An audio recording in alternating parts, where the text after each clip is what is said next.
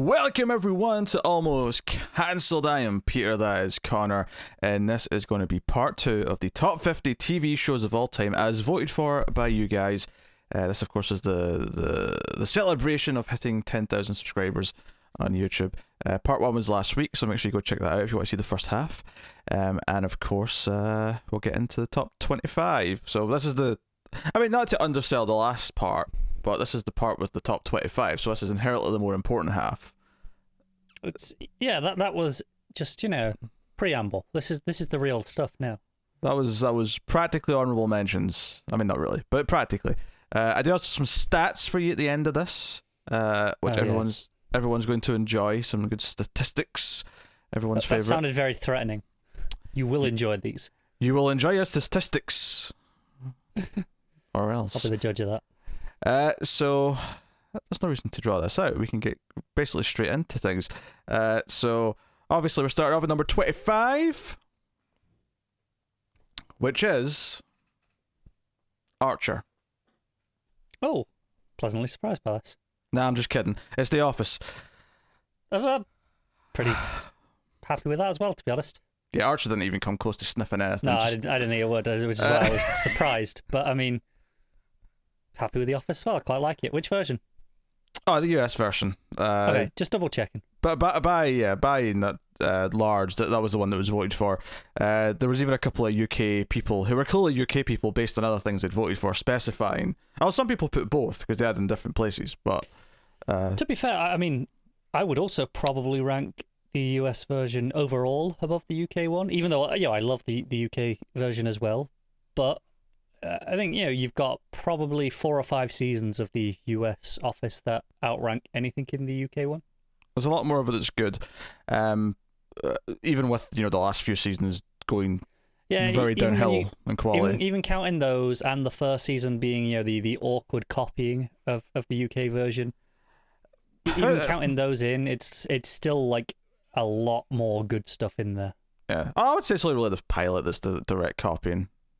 It goes into new territory immediately after that. It does, but there is. It still feels very awkward. I think they're copying the comedy style rather than the actual jokes itself. Oh yeah, but the first episode is beat for beat. It's just the plot of the original pilot, so it's just very jarring. I mean, I will say this: I assume at some point I will get in the mood and go back and rewatch at least the good seasons of The Office. And while I like the UK Office, I've never felt even though it's short, even though it's only like 13, 14 episodes all in, including the Christmas specials, I've never felt compelled to go back and watch it again. And I did like it when I watched it. But I've watched it a few times.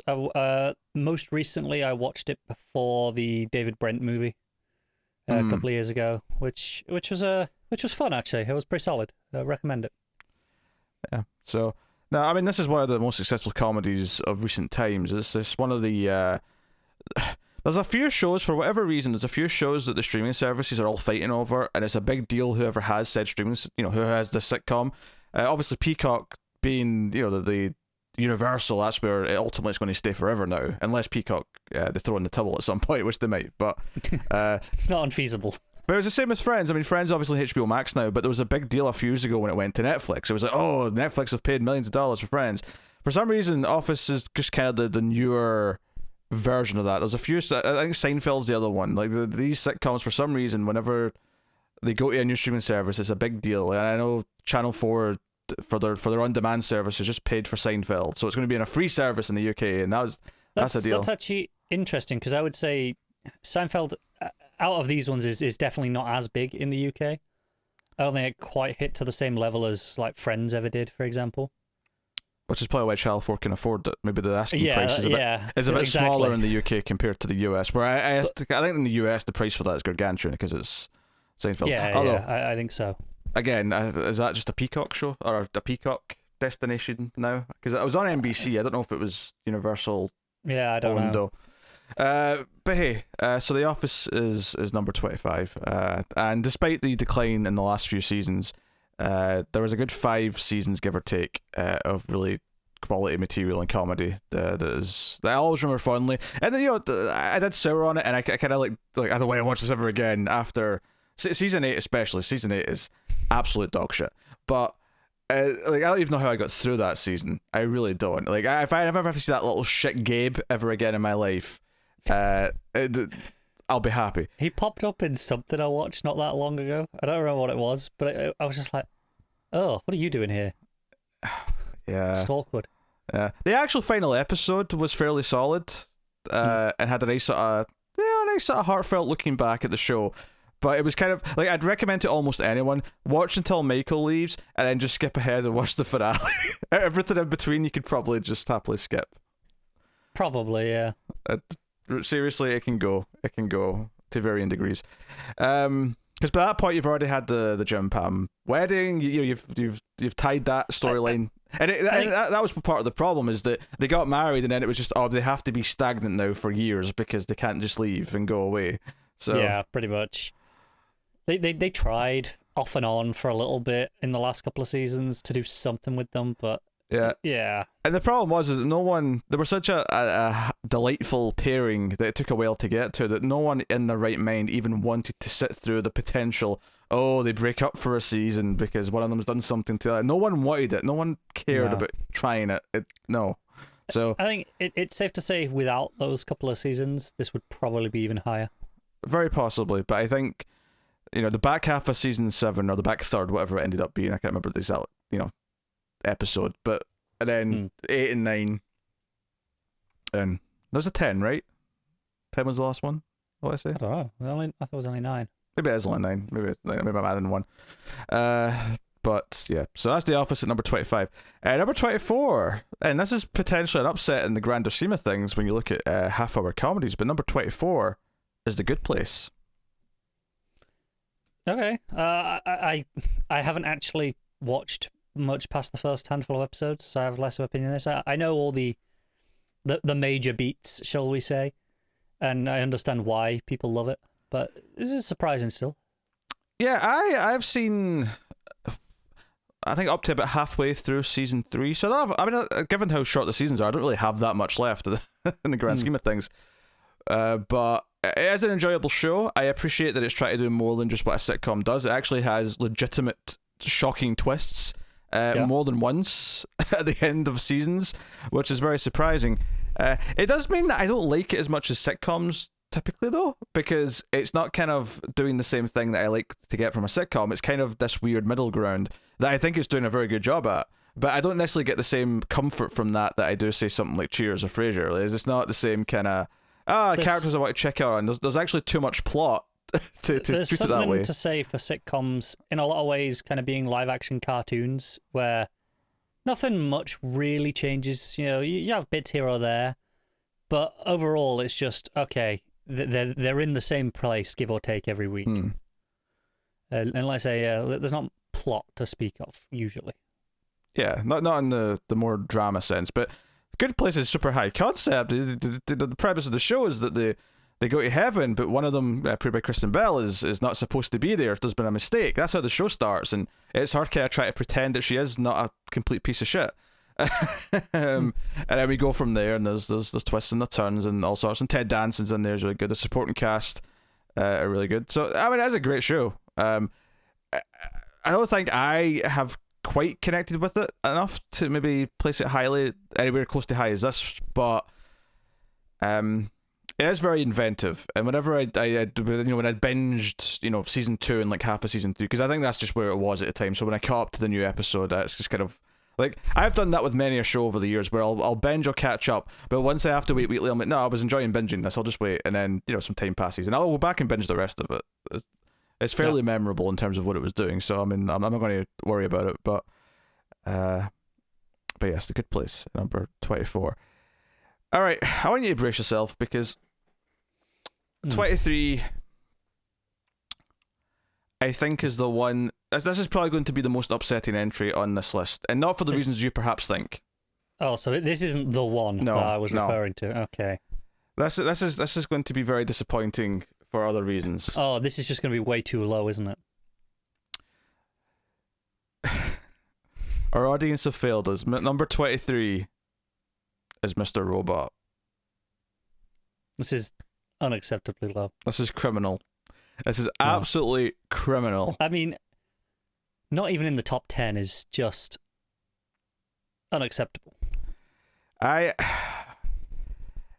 I mean, I would have accepted close to the top 10, whatever. Not everyone's seen it yet, fine. But this just feels like a slap. This feels. I don't understand. I mean, has it just been too long since it aired that all the audience we had that we cared about Mr. Robot have all just left and went elsewhere, and none of them were here to vote for it? Is that what this is? Where it's in that weird middle bit where it's been too long for that, but not long enough yet that it's got that, cult following. Yeah, that everyone's seen it, and it's something that everyone's made a point of going back and watching at this point. Which they should. All of you watching this that haven't watched it, and clearly there's enough of you because you didn't put it on your lists, go and watch it. Mr. Robot is exceptionally stylish. It is a thought-out show that clearly had an ending in mind when it started. It's 4 seasons long. It's about a hacker named Elliot who is trying to take on the 1% of the 1%, but it's a lot more psychological than that. There's a lot more, dare I say, twists and turns again, to use that phrase, but there's a lot going on, and it has moments of beauty, it has moments of darkness, it has everything. Mr. Robot is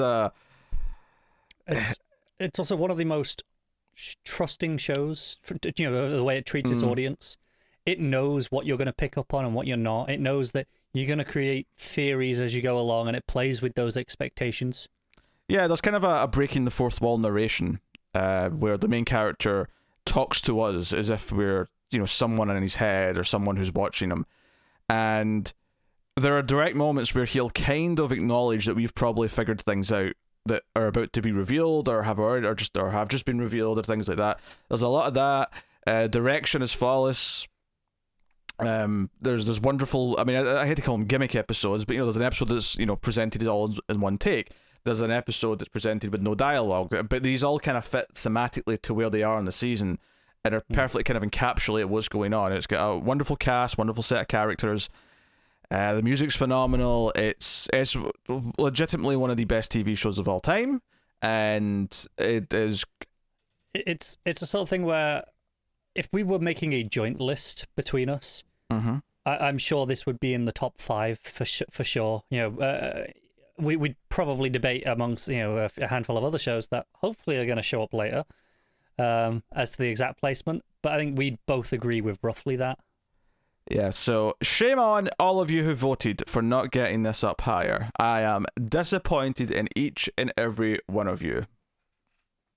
Me too. Every single one of you.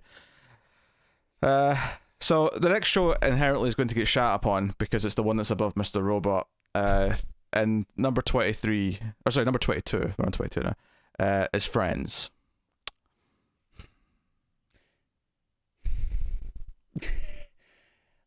Yeah, that's fine. I like Friends. Enough. It's very watchable. There's some dating 90s stuff, but there's a reason why it was successful. I don't like it as much as some other sitcoms from the era, but it was the one that had that. This almost sounds insulting, but it kind of had that lowest common denominator appeal to it, where it kind of worked for everyone almost. No, I get where you're coming from. It had broad appeal, which is why it's so popular. But that doesn't necessarily mean it's bad. I think a lot of people like it for a reason. I do think it's pretty good. Still, I say there are definitely some dated elements that hold it back now, but. Yeah, to go back to what I was saying before, this is about this being the streaming giant where it really matters where Friends is streaming. I don't get why it's quite good. I don't really understand why any show has quite that stature. To me, if you really love a show, just buy the goddamn season. Just buy the set. Like, whether it's the physical set or the set on iTunes or Amazon, I don't understand why people wait for a streaming. If you buy a streaming service just for one TV show because you want to binge it endlessly, you'd be saving money by just spending the 50, 60, whatever it is to get the full season or the full series rather. The only exceptions to that are original content that aren't available to purchase separately. Aye, but no one has these conversations about that content. No, of course not.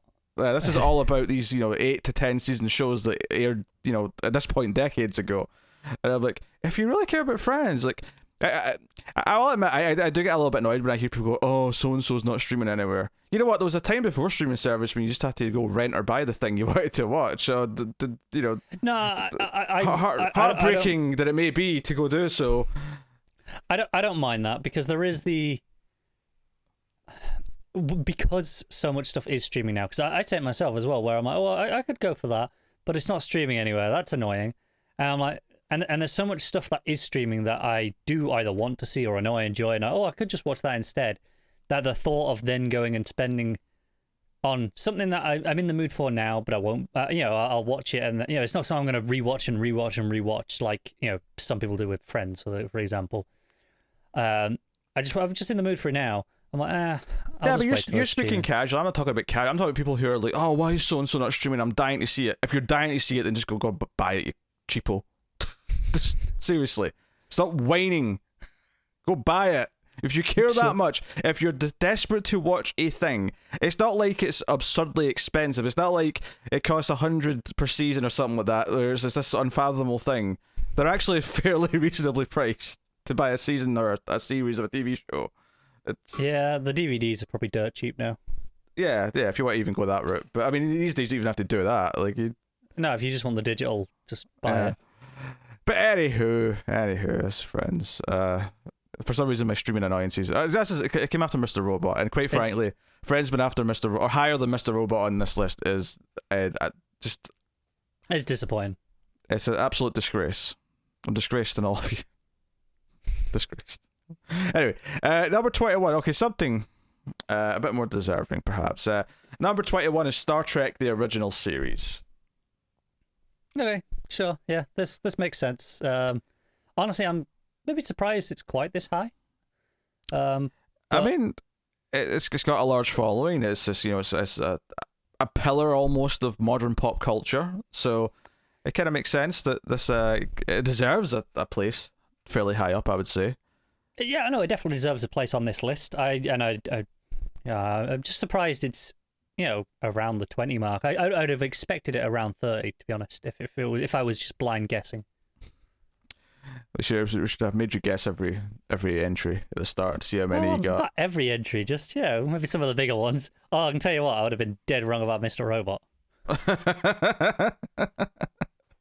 Before we started this, I was like, oh, Mr. Robot might win. And then if anyone's in the Discord chat for Malfuzz, between episodes, between these recordings, the first one aired, and people watched and were making some of their guesses. And I joined in. I made a couple of guesses because I haven't seen this list, and I said Mr. Robot was one of the possibilities that I thought could win. Yeah, that was really wrong, wasn't it? Yeah, Star Trek is. I mean, what would you even say about Star Trek at this point? It's Star Trek. It's Spock and Kirk and McCoy and the unknown universe. It was TV daring to do things on TV that hadn't been done yet. I think it's easy to forget now just how kind of pioneering it was in the 60s for doing some of the stuff it was doing. But by having a show with this, I mean, sure, it looks goofy by today's standards, but it was doing a weekly show with these kind of effects, and it was going places and tackling social issues. Yeah, notably had a black cast member who had the first interracial kiss on TV. I feel sorry for her for having to kiss Shatner, but that's the way it is. That's just acting. That's more than acting. That's what you get paid for. That's capital punishment, is what that is. I don't know why I'm picking on Shatner. I like Shatner, but it's just easy. He's a bit of a grumpy old man, but I mean. He is an old man, so it's fine. Yeah, exactly. He doesn't have to be any more likable these days. But yeah, obviously, and I mean, it spawned so much. It spawned multiple series. It spawned movies. It spawned everything. The original idea of a nerdy convention probably was born out of Star Trek. I don't know that for sure, but certainly what we think of as conventions now, I feel like I would say the modern idea of them, definitely. Yeah. So, yeah. Its place and legacy and its importance and the types of stories it would tell are unmatched, basically, at this point. So, Star Trek, the original series, at number 21. Number 20, so top 20 now. Buckle in. Number 20 is The X-Files. I can't say I'm surprised by this, but also I don't really get it from what I have seen of the X-Files. I'm like, I get. Oh, I mean, I haven't seen it, and I don't have the attachment to it, but I get it in the sense that I remember growing up in the 90s how much of a big deal this was, and I get how important it is to a lot of people who, when I was growing up with Buffy, and I was growing up with, just Buffy in the 90s, and all the other stuff came after. But, but this was another thing that was on. It was been advertised every people were talking about the episode where Mulder and Scully finally kissed or whatever they did. It was a huge deal at the time, and I think we have this really weird perception because we know it never really had a proper ending, and we even saw one of the comeback seasons which just soured our opinion on the It's whole not thing. even that. I think it's because I appreciate that it was obviously important at the time, and it was a big deal. I just think it's been surpassed by so many things since then that this feels like a little bit of a nostalgia, kind of putting this as high as it is to me. Can you say something about Star Trek though? Hell, Star Trek. I could, which is why I just said that I'm surprised it was as high as it was. I still think Star Trek is deserved. I think X-Files is a weird case where X-Files is a lot like ER to us. It just happens to be more in our wheelhouse than ER. So sure. It's kind of in this weird place where, it kind of appeals to us, alien abductions and sci-fi mystery. Yeah. So it's it's all our kind of thing. But it also happens to be this network show from the 90s that we never really connected to, and I buy there's tons of great episodes of X-Files. Like, there's enough in there from what I've seen that I kind of like conceptually and kind of the feeling of what it's doing, that I buy that if I sat down and watched the 9 original seasons, I think it is, of X-Files, that I'd probably come out of it with, a good few dozen episodes that I really like, and probably are why it was so well remembered, because X-Files was this weird show where the serialized plot that was going on through the seasons was kind of the weaker part, and then there was a standalone episodes, the good sort of alien, or I don't want to say ghost stories because they weren't necessarily ghosts, but you know what I mean, like the good standalone freak of the week story or stuff like that was what really was good. So I mean, we'll move on because clearly we don't have a lot of personal attachment to it, but it's a big deal. In a similar vein, this does not surprise me though, given just how gargantuanly popular it is to a certain audience. Number 19 is MASH. Yeah. This shows up on every top TV list, though. It does, yes. And we've not seen any of it. I've seen like 5 minutes. Oh yeah, but I don't think that really counts. I have to admit, as a kid on the Comedy Channel, I think I, heard the opening credits a bunch because it'd be on after something else I was watching, and I have to admit the opening titles never convinced me to stick around, so I always went away before the episode actually started. Because it was a bit of a downer. It's set in a war, and the opening titles is this sad, dun dun dun dun, as the helicopters come in, there's like people who are dying coming for medical care. I'm like, this is not making me feel good. I'm not ready to laugh. I'll do it at some point. There's too much cred not to give a proper chance at some point as someone who enjoys working through the bigger shows in TV history. Well, it's no Dad's Army, is it? Shut up. Dad's Army's a UK sitcom, which I barely remember like half an episode of growing up. I never really watched it, but okay, I watched quite a lot of it. I remember it existing. I think my parents watched it. If I recall. Probably they might well have done. Yeah. It was a relatively niche reference in its own right, to be honest. So I was set in World War II, right? It was, yeah. Yes. It was all the geriatrics they brought back in out of retirement to run a base or something. I don't know what the exact. Yeah, pretty much. So it was all these old men in military uniforms. Anyway, but yes, MASH is well loved. It has, if you look at the top, like, most watched things of all time, the MASH finale is literally in the middle of like 9 Super Bowls. If you look at the top 10, it's like 9 Super Bowls. Many of those Super Bowls are recent Super Bowls as well. It's not like it's just all the old Super Bowls, but it's like just 9 Super Bowls. But right in the middle is that MASH finale, watched by something like 48 million people, something insane like that. I don't know what the number was. It is a stupid amount, whatever it is. Yeah. So people care, and it's something that's it diminished a little bit, but it was kind of similar. The Cheers finale again was this gargantuan rating that we can't even pretend to even come close to with it today. And part of it's just because people have more choice, and for the most part that's better because we do have things that fill our own niches. We all have our own taste, blah blah blah. But the one thing we've lost is that gargantuan everyone watches this show. and everyone cares it'll about never it. happen again in the same way, because even if the people who do all watch it, you don't have it all. Okay, well, everyone has to sit down and watch it at the same time now. People watch it on demand. They'll DVR it. Even what's the modern closest equivalent is something like Game of Thrones, and that is like a drop in the bucket compared to what MASH was doing. Yeah. So nothing even comes close. I mean, we talk about shows a lot more on the internet now. There's a lot more conversation about them, but the actual raw numbers of ratings is just, it's gone. Even though there's more people. There's probably more people watching and being spread around various places. It's not all consolidated into one place anymore. Yeah. And probably never will be ever again. So that is MASH at number 19. Number 18. Number 18 is Game of Thrones. Really? Above Mr. Robot, you bastards. You bastards. Yeah, you are all bastards for that. This is bizarre, frankly, because I like a lot of Game of Thrones. Probably even the majority, give or take. I don't love it to the same extent some people do. But I'm shocked with how universally damned that last season was.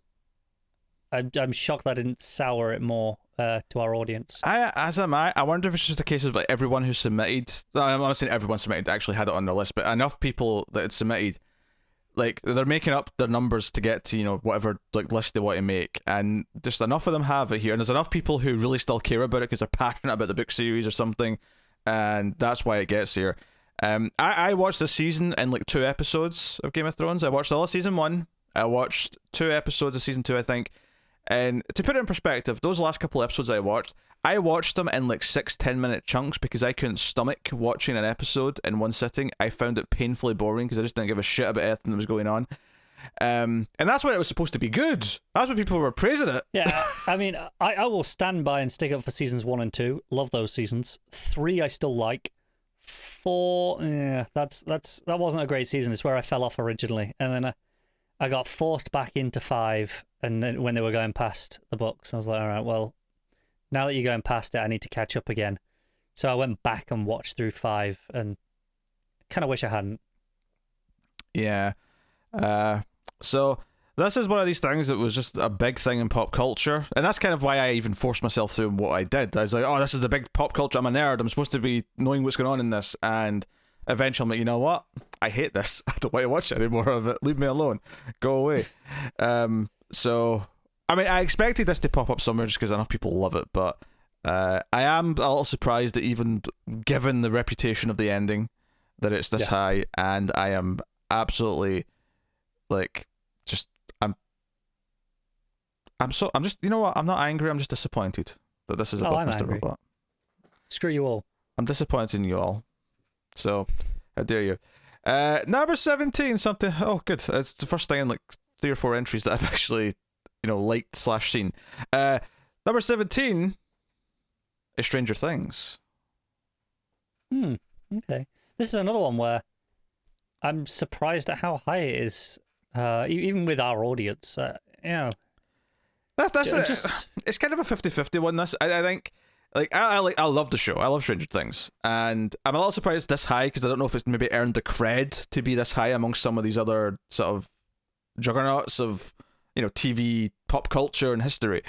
But at the same time, with our audience, I kind of get why it's hitting a lot of them, and then therefore it makes up the numbers and it gets quite high on the list. It's definitely something that in 10, 20 years time, when we're looking back at TV trends, as was pointed to with a lot of these other shows, I think it's safe to say it'll be very influential. I mean, we've already seen a lot of the influence. The 80s, Renaissance with with all the stuff set in that. With the teenagers as well. Like all that's kind of had a big comeback.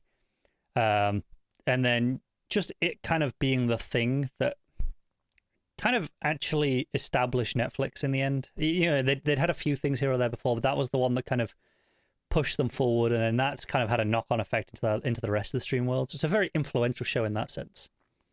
Yeah, and it's super fun. It's got a bunch of delightful characters, and it maybe is. Obviously Netflix had House of Cards, and to a slightly lesser extent, Orange Is the New Black were kind of their 2 big success stories before this. this was kind of the first one I think that was more appealing to like a PG-13 audience, right? So it had a bit more of a wider reach, and it was a more fun time. And I joked a lot when season 1 came out, but it was kind of a show that was made just for me that I didn't know I wanted. And I think season 3 might even be the best season. So I'm happy this is represented. It is maybe a little high, just again out of recency bias perhaps, but I do love it, and I'm glad it's here in some capacity, and I'm looking forward to season 4 and probably 5. So whenever they're happening. Yes, wonderful music, wonderful cast, great creatures and stuff and effects and all that kind of stuff. It's a good show. It's a very good show. Dustin and oh god, I've forgotten all the names. It's been too long since season 3. Steve, yes, Dustin and Steve for life. Although that said, Max is a Green Lantern, Wonder Woman, and Halloween, as in Michael Myers, Halloween fan. So she's also kind of my ginger spirit animal, in many ways. There's that, and then there's Erica as well to throw in. Erica's wonderful, and also Hopper is an absolute delight. There's an endless amount of good guys. We're singling out like a half dozen here. Also, Robin kind of. I think Robin really made a name for herself in that one season, and I'm looking forward to more of her. There's a lot good going on. Stranger Things very good. So, Stranger Things number 17. Number 16. The Simpsons. Yeah, this isn't surprising at all. It's not surprising. It's a little surprising to me. It's not surprising that it's this high on the list.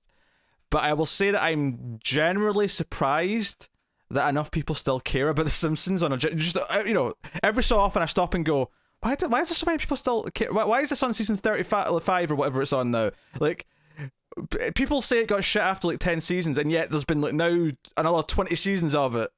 The great part is, though, in the context of this, that 10 good seasons are more than enough to still earn you a damn high place on this list, even if the rest of it's shit. I suppose that's true. The Simpsons is just a way for me to remember what age I am. It literally started the year I was born. Then why do you need to think about what season it's on? Because there's a little offset. It's like one less than my age, because it had like a special in 89, then the season 1 was 90. Like, it's like one less. I'm sure it's... So by that logic, it just had season... No, I think it's one ahead, actually. I think it's the opposite. It's one ahead. Because I think it's on season 32. It doesn't really matter. The point is... So it doesn't help you remember your age at all, is what we've established. It should, but it just confuses me because TV seasons don't make sense. Anyway, actually that's what it is, because you don't start off at 1, you start off at 0. A TV show starts off at 1. Yes. Boom. Well there done. we go. That's why that's why it's one higher. That's why it's one higher. Jesus Christ. Took me a whole year to get to 1. Simpsons was just in season 1. Oh boy. Anyway, I'm too tired for this shit. I watched this as a kid. I liked it for many years. I probably fell off it around the age of 12 or 13 and have never really went back. That's probably safe to assume the same for me. And honestly, because I don't know where you watched it. I watched it on the standard Channel 4, which was always a few years behind.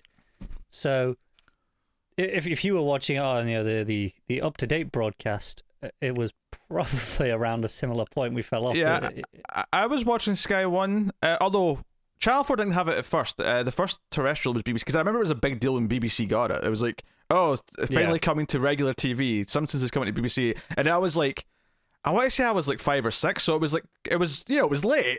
By the time it got to regular network TV in the UK, it was late. But when it wasn't that long after that, I got like Sky or cable or whatever, and from then on, it was a staple. It was on Sky One like every day, so it was just kind of like always on at that time. And that was by the time where I was 8 or 9. It was on Channel 4 6 p.m. every night, and it's like, well, that's about the time I was eating dinner, so it was always just, oh, it's on, I guess. So you're to say it's the Channel 4 version of Friends, which was the E4 version of The Simpsons. Yes. Yeah. Yes. I don't think Friends is on there anymore, but for literally at least a decade, Friends was repeating a double bill every night at 6 p.m.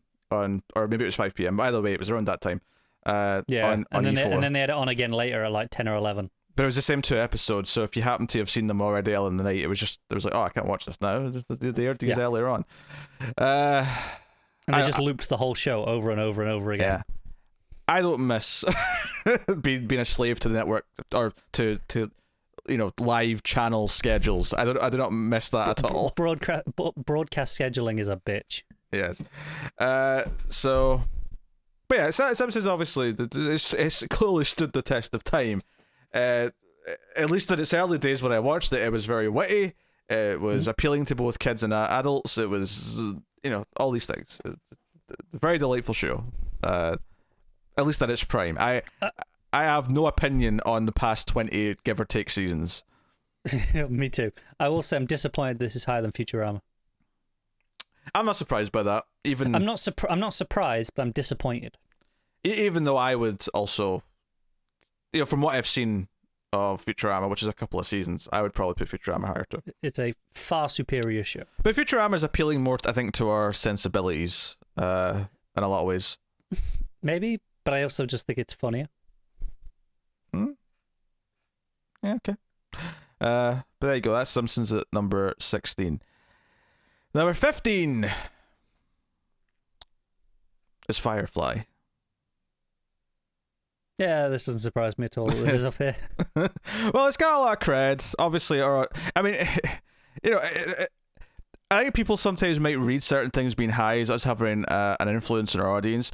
Now, clearly, Mr. Robot proves that's not entirely true, but I don't think it's so much that we have an influence on our audience over certain shows or certain things. I think it's just that naturally people like our content, have some similar tastes or have some overlapping tastes, and I think Firefly is one of those things where,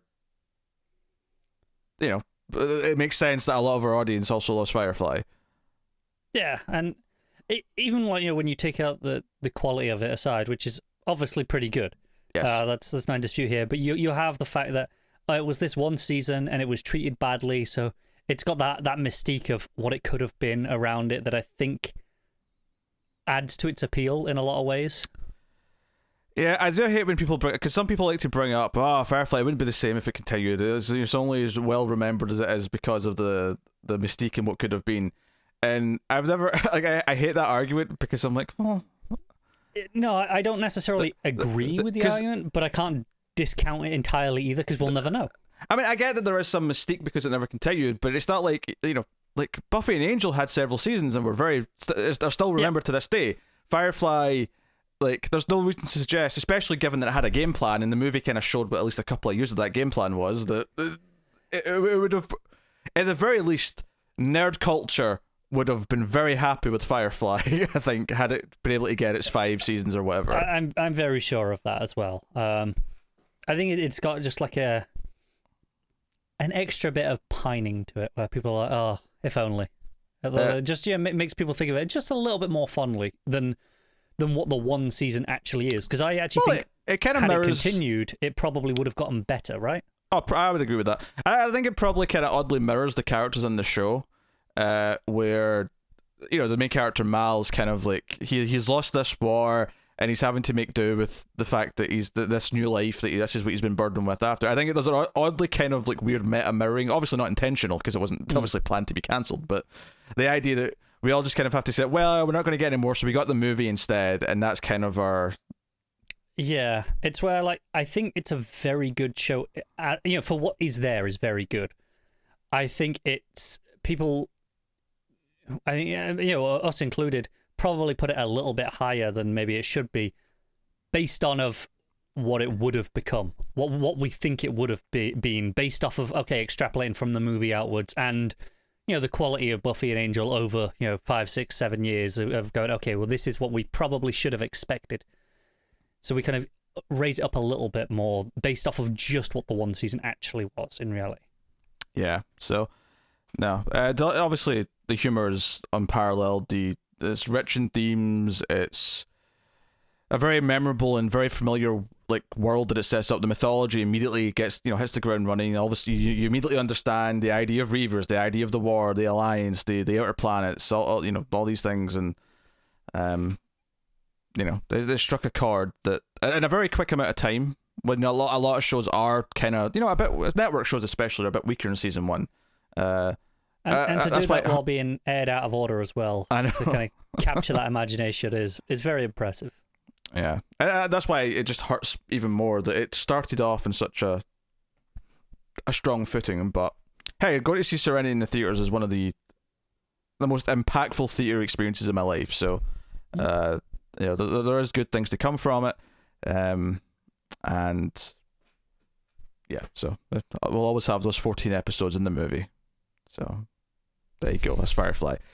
Is that the nerd version of "We'll Always Have Paris"? I mean, I guess. All right, number 14 is Parks and Recreation. And I will say, you know what? I've given people shit this episode for certain things being above Mr. Robot, but I will give you all points for putting Parks and Rec higher than The Office, right? That was the correct placement order. Do you know what? I think I'll allow that based off of the weaker seasons of The Office having to be included. If I was able to pretend they didn't exist and it was just the good seasons against, the good seasons of Parks and Rec, which is all of them bar the first. Yeah, all of them bar the first, which is only 6 episodes, so it's a very minor caveat. It is. I'm cutting those out. I think good seasons versus good seasons, I'd probably take The Office, but encompassing the entirety, Parks and Rec probably ekes out. I don't think I would. I don't think there's a character on The Office that matches Ron Swanson, first and foremost. I will agree with that.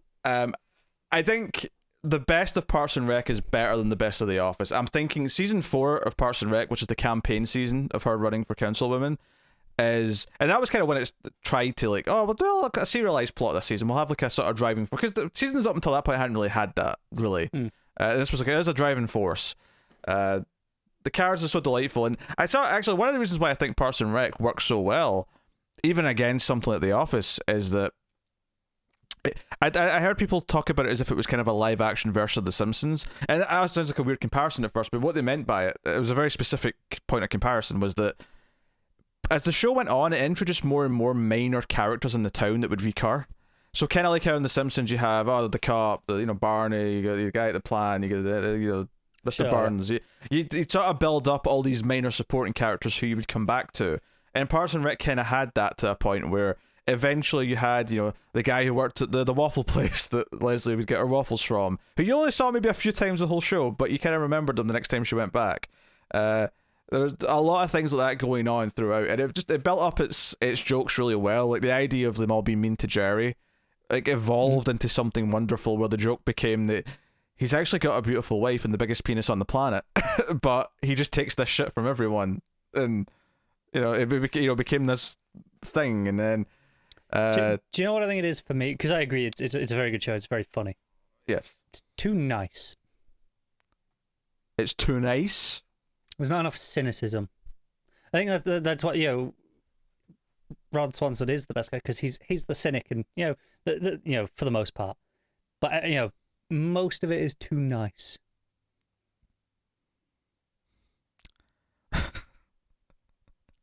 It's unrealistically nice. This might be the most Connor thing you have ever said. I know. All right. Parks and Recreation. There you go. Also, nothing makes me laugh harder, I don't think, than Ben not getting the little Sebastian love. I love it so much. It's very good, yeah. So much. 10,000 candles in the wind. Dan only gets one. Well, Sebastian gets 10,000. All right. Number 13 is The Sopranos, which is probably one of the higher things here that we're not going to be able to say anything on, because neither of us have watched The Sopranos. I think the most surprising thing here is that it didn't crack the top 10. Yeah, I mean, it's close. I mean, 13 is relatively close, so it did very well. The Sopranos is often seen as kind of the start of the cable, the premium cable TV boom. The HBO coming in saying, "Hey, we make quality TV that no one else is even touching," and it was soon after that other shows started. But It's very much seen as the start. I don't think we have Breaking Bad. I don't think we have The Shield. I don't think we have numerous shows if The Sopranos didn't come along and do the gangster in therapy first as a show. No, I agree. And even further than that, we don't have all like the streaming services doing their shows without this either. So Sopranos is very important, and the reason why I've probably not watched it is because I don't typically gravitate towards gangster things, but given its place in TV history, it will get the attempt at some point.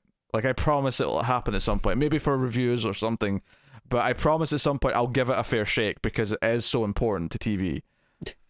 I probably won't, but I also did tweet this week. It was hot takes on movies, and mine was there are no good gangster movies. That's just incorrect. No, it's not. No, I think, look, I actually happen to be mostly aligned with you in the idea that I don't really like gangster stuff, but The Godfather still exists, and it's still an exceptional film, so no, you're wrong. It's a 6 out of 10 at best.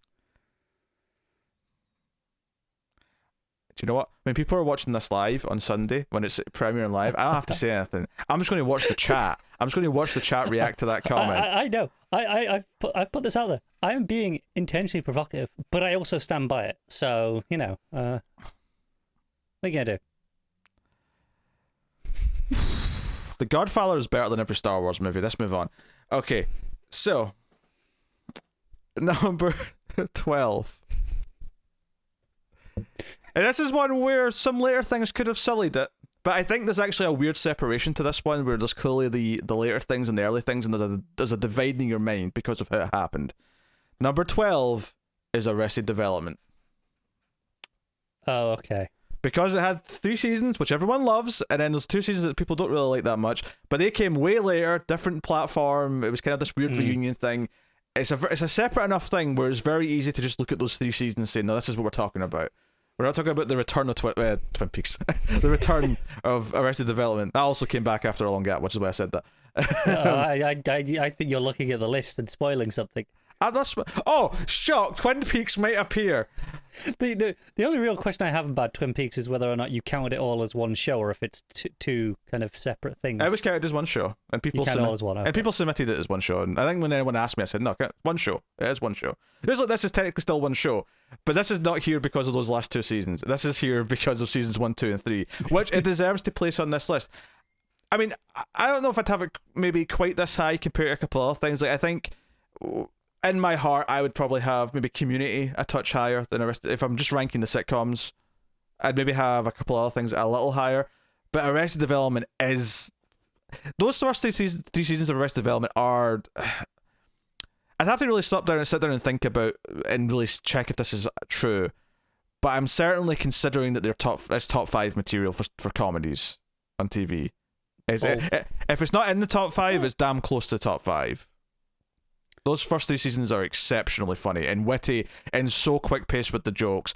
And it's kind of in that place where most of the characters aren't that likable. It's not a likable character show. They're not quite dicks like It's Always Sunny. They're kind of in between, where they're kind of cartoony and over the top, but they're not irredeemable. But they're not completely irredeemable either. So it's kind of it's different types of comedy, all that. But there's so many good characters in that show. There's so many, like, just jokes upon jokes of references upon references. Everyone loves the Tobias running gag of him saying things that are exceptionally double entendre without him realizing that he's doing it. That's a great running gag. Job, I've made a huge mistake. All these things. And the fact is that they're not stuff that took a while to develop. When you go back and watch that show from the start, Job's saying he's made a huge mistake in like episode 3. Like, it was so confident in what it was doing right from the start. Arrested Development is wonderful. It's one of those things where I went back and watched it all the way through. Probably around 2009-ish, I want to say. So it was a few years after it finished its run, the original run, but quite some time before it came back. So by the time it came back, it was, even for me, it was like, oh, this was something I watched years ago, and now it's coming back. But the best story I can tell anyone about Arrested Development is that I had convinced some friends to watch it, probably around I don't know, 2012 or something like that. So it'd been a few years since I'd watched it, because I watched it fairly quickly. So it's a half-hour comedy. I'd got through it in like a month or something like that, and they were they were just sort of casually bringing up what episodes they were at and what had been happening, and they mentioned a character named Anne, and I for the life of me couldn't remember who Anne was, and after me saying, "Who's Anne?" I'm trying to think of who Anne was. They started laughing, and it was actually them laughing at me not remembering who Anne was, which reminded me who Anne was. And for anyone who's seen the show, they'll get why it's funny that I couldn't remember Anne, because the whole point of Anne was that it was George Michael's girlfriend, who Michael kept forgetting existed because she was so bland. So I, in the real world, forgot who Anne was. But do not let that reflect upon the character or the actor, because Mae Whitman is delightful and did a very good job on the show. But yeah, there's always money in the banana stand, is what I'm trying to say. Right? What do you say? I was going to say, as you can probably tell by how quiet I've been, never really watched it. I've seen a lot of the bigger jokes because pop culture, right? I've seen a lot of things to from it. I've just never found that, I'll sit down and watch it. I mean, I probably should at some point. I'll probably enjoy it. Yeah. Oh, there you go. There's number 12. Number 11. And I think some people will be happy, or not happy, unhappy that this just missed the top 10. And I get it. I get why. But the competition's getting tough. We're at this we're getting to the peak here. We're getting to the most contentious. I'm starting to feel hopeful that highly contested. The show I was worried about isn't actually going to be on here at all, and maybe I should have had more faith in our audience. Number 11 is The Wire. Oh, okay, yeah. I get why people will be disappointed this isn't higher. Yeah, I mean, it may be just about right. I'm not saying that the stuff that's actually above it here is what I'd have above it necessarily, but if I was doing my list, and I haven't done it. Well, I have done it technically because I submitted the list, but I can't remember where I put things. You don't know if you'd have it in your top 10, is what you're saying. Not quite. It would be borderline. But that's because the competition is so tough, and it is one of the best shows of all time. It is a phenomenal 5-season HBO show that has really nuanced characters. That's very gritty. It's about these street corner crime, the drug dealers and the gangs and the police trying to catch them, and it's kind of an examination of how organized crime works and how it's you get both the cop characters and the criminal characters, and you get both sides of how it works and kind of the cyclical nature of it. One of the things that really stuck out to me about the ending of The Wire is kind of showing that ultimately there's going to be more people to pick up the torch and kind of keep this going forever, and there's kind of a sadness to it, but there's also hope of certain characters and things that can go. And I mean, I think everyone really wants Bubbles to become a better person. They all want Bubbles to sort himself out. Everyone remembers Omar. Omar's coming, all that stuff. McNulty dropping F-bombs left and right. It's a wonderful cast. This was one I watched. Again, it was after it was finished, because this ran from, I think it finished in like 2008, so 5 years up to about then. Sounds about right, yeah. And I maybe watched it probably like a year or two after it finished, and I remember working through it, and it had been a very different show for me at that time. As I was sort of working through some of the prestigious TV that I'd been hearing about, and just kind of like not really been sure right away if it was because the episodes were a full hour long, and it has a bit more methodical, it's a bit slower, and it's kind of getting into the characters a little bit. At the time. Now yeah. We just kind of accept that. But I think it's one of those things where you don't realize how much you're into it until I think I don't know if it ends an episode. But there's because it's called The Wire, and for like 5 or 6 episodes or something like that, there's like no talk of a wire of any kind, and there's a moment where one of the characters basically suggests we should plant a wire. I felt a jolt of like adrenaline of like, oh, and it's because they were building up to things so well, and the character drama is so good of them trying to like figure out how to like solve this crime and get the people. And there's some young cast members in here. Michael B. Jordan is a kid is in this show. So I don't think he's actually. I was going to say I didn't realize he was younger than me, but he's not actually. Not thinking of it when it aired. He's probably, if I had to, he maybe a year or two older than me. But he's he's in the ballpark the same age. He's gotta be around yeah. You, yeah. But he's like a teenager in it, and but it does a great job of having sympathetic characters, both on the police force, as well as some very unsympathetic characters on the police force. You know, it doesn't shy away from having shitty cops. But then you have characters on the criminal side who have honor and have like a code and sense about it. But then there's other ones who are a bit more vicious and dangerous. And it's a very well constructed show. It's kind of, it almost sounds like I'm trying to call it like I'm not trying to, it almost sounds like I'm trying to say it's boring when I say this, and I'm not. But it's kind of like, in English, when you're studying different literature, this is like an example of TV that is, no, this is like an important piece of literature which is really dense and thought out and has a lot of things to say about the world, and it's not like whiz bang suspense, you know, constantly. Even though there are definitely moments of suspense, there absolutely is. End of season 3 sticks out in my mind immediately. Everyone loves season 4. Season 4 is the one with the schools, and the school kids, which doesn't sound like it'd be great when you just say it out loud like that, but it actually is really good, and it examines kind of how some of the school kids kind of start to get into the world of crime, and it very wonderful examination. And I get where you're coming from with the literature comparison. Yeah. Kind of like, this is an important piece of work in the medium, rather than saying, "Oh, this is boring and should be studied." Yes, that's that. Which is why I prefaced that. I didn't want that to come across the way I was presenting it, because it feels that way you're watching, and it is something that I think at some point will make a wonderful already cancelled of some kind, because it's so dense with ideas and the cinematography and just everything it's doing. There's so much to talk about in that show, and it's probably about 10 years now since I watched it.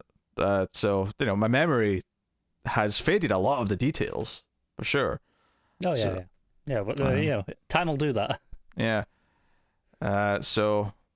Yeah, it did this cool thing as well, where every season they did a new remix of the opening music. So every opening title sequence each season, they had a new version of the song. And season 4's was my favorite, because it had this sort of brooding quality to it. Whereas like one of the seasons was very jazzy, and another season was very. They're all good though. Yeah. I do like all the versions. Oh, you've not seen the show, but you've heard all the opening. Of course I have. All right, so that's The Wire, which does bring us to the top 10, the most coveted 10 slots on this list. This is it. This is where the real stuff happens.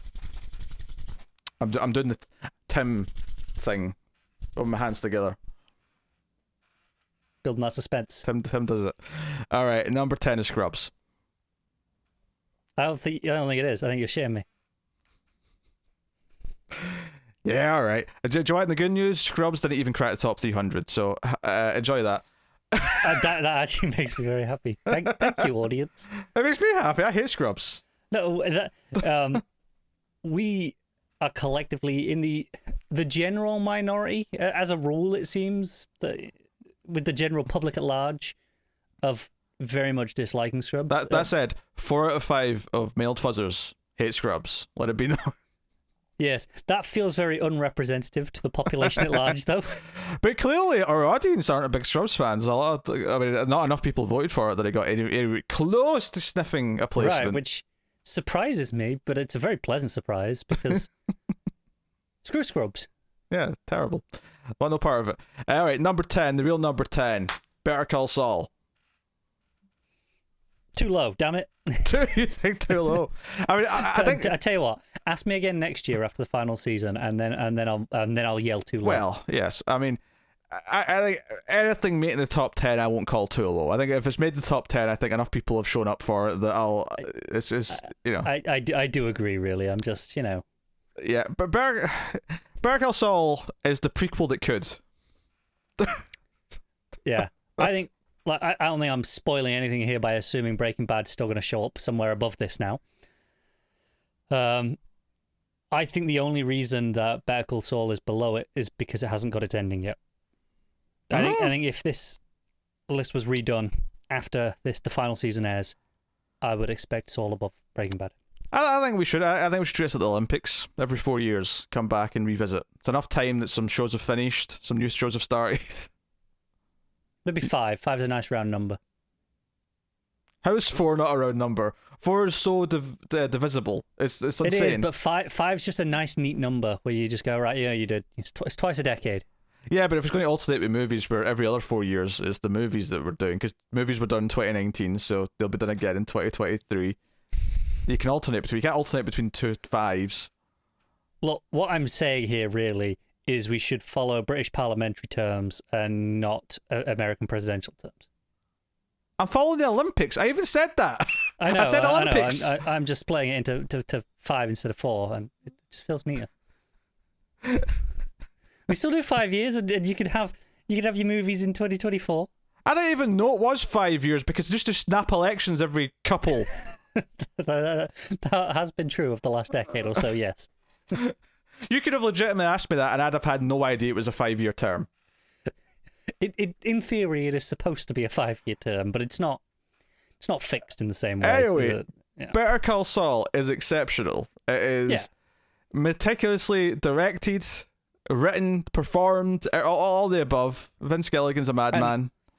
Part of the reason why I said I would expect it above Breaking Bad in the long run when it's finished.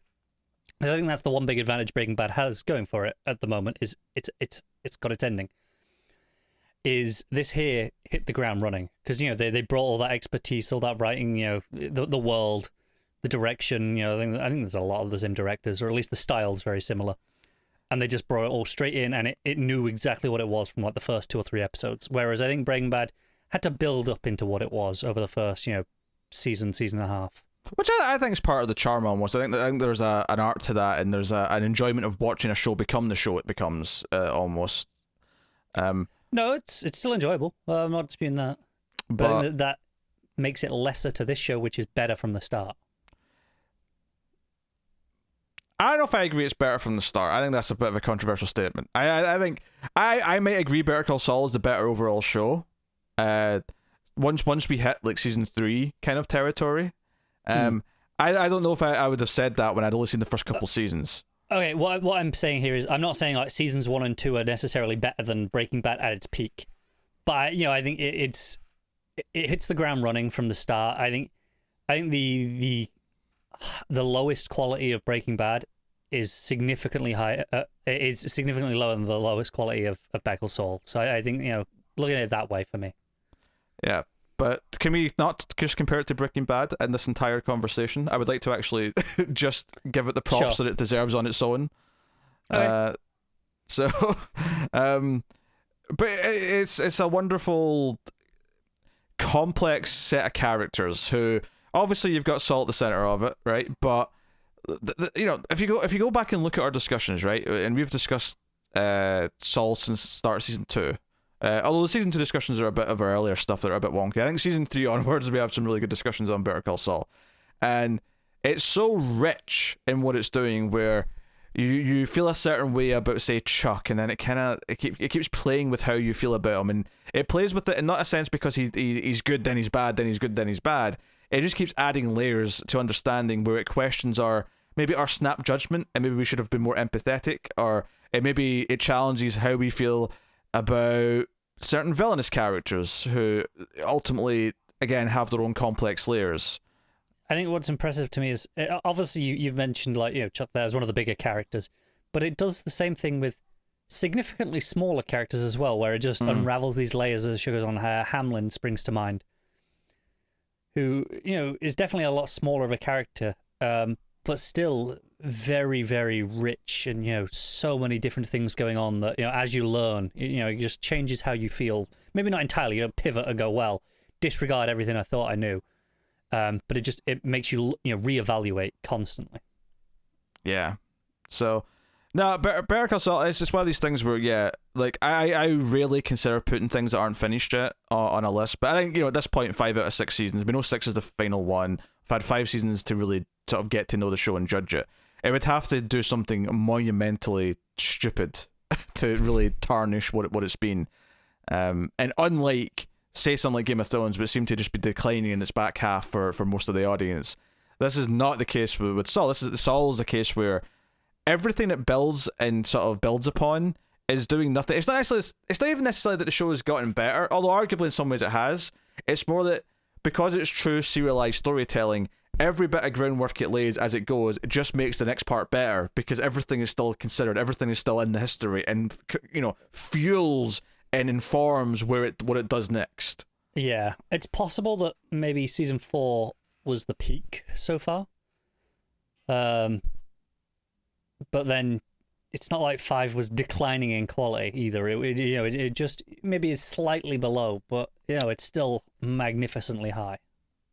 You think 4 was the best? I'd have said 3 was the peak, but fair enough. Yeah. Are you mixing up what season 3 and 4 are? I might be off the top of my head, to be honest. If you're thinking the season with all the Chuck stuff, that was 3. I might be mixing them up. Yeah. I think I'm blending elements from both seasons and kind of making a one Uber season in my head. Yeah, I don't. Yeah, 4 was a weird one because 4 was kind of a downbeat season. It still had a lot of great stuff in it, but it was kind of naturally the aftermath of season 3. I think 5 might be if 3 is my favourite season so far, 5 is probably my second favourite season. That's fair. And I don't know 5 where I is go. a very good season. Yeah, I don't know where I go after that. I'd have to go back and rewatch season 1 and 2 and really see how I feel. But I will say, when Saul's done, don't be surprised if an already cancelled for Breaking Bad starts very quickly after Saul's finished. That's all I'm going to say. It's probably on the cards. I was actually thinking about it the other day. I was thinking about, you know what, I think we should do episode 1 of Breaking Bad for the week that the Saul finale's airing and sort of like overlap it by one episode as a I celebration. I was going to say to you, just start the week after in the same time slot. At the same time slot. Like just pretend Breaking Bad aired immediately after.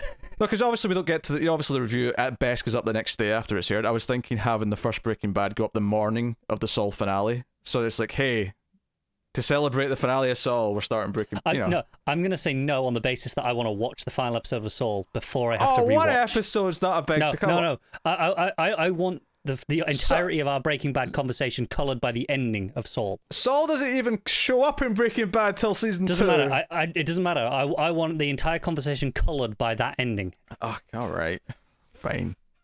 I think that's what the people want. When I'm watching this with the live chat on Sunday and I'm looking at the chat and seeing what they're saying, I hope they're saying the complete opposite to what you just said. Because it'll be funny. All right, number 10 is Better Call Saul. Number 9 is Star Trek: The Next Generation. Yeah, this makes a lot of sense. Not surprised by this at all.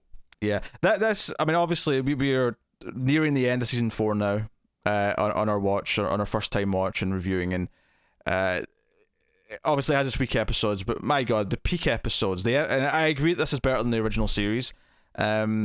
I think the original series might be the more fun cast. I think maybe that's why it lent itself to movies a bit better than Next Gen does. Yeah, and obviously it's the more influential show. Yeah, but Picard, especially on Next Gen, the way he tackles moral situations and ethical disputes makes for some of the most compelling stuff. And some of these standalone episodes, and they're all pretty much standalone episodes admittedly, but some of these standalone episodes that deal with simple debates over, is Data a life form that should have rights? Is someone guilty of a crime without any evidence to suggest that they actually are? Is all these things that he stands up for? Should Data give up a child because he's technically not a human? Like all these kind of things. Every time it hits one of these episodes where he gets to sort of stand up and speak up for what he believes in, it makes some wonderful points. It does something that science fiction should absolutely do. It's something that Star Trek is sadly really lacking from the modern stuff. And it's wonderful. I think what's important is, obviously you're talking about Picard here, and I'll just piggyback onto that, is he's not perfect either. He often has the quote unquote wrong opinion at points and has to learn along with the moral of the story, to learn to be better and and to come to the right conclusion in the end. And there's been a number of episodes where I've liked the resolution is not what most TV shows would do. There's an episode in particular I'm thinking of, I can't remember the name of it, but there's an episode where they've got like a child who was like taken by an alien race, and they've got him back as a teenager, and it's like, oh well, you're a human and you have like grandparents back on Earth or whatever space station, you belong here.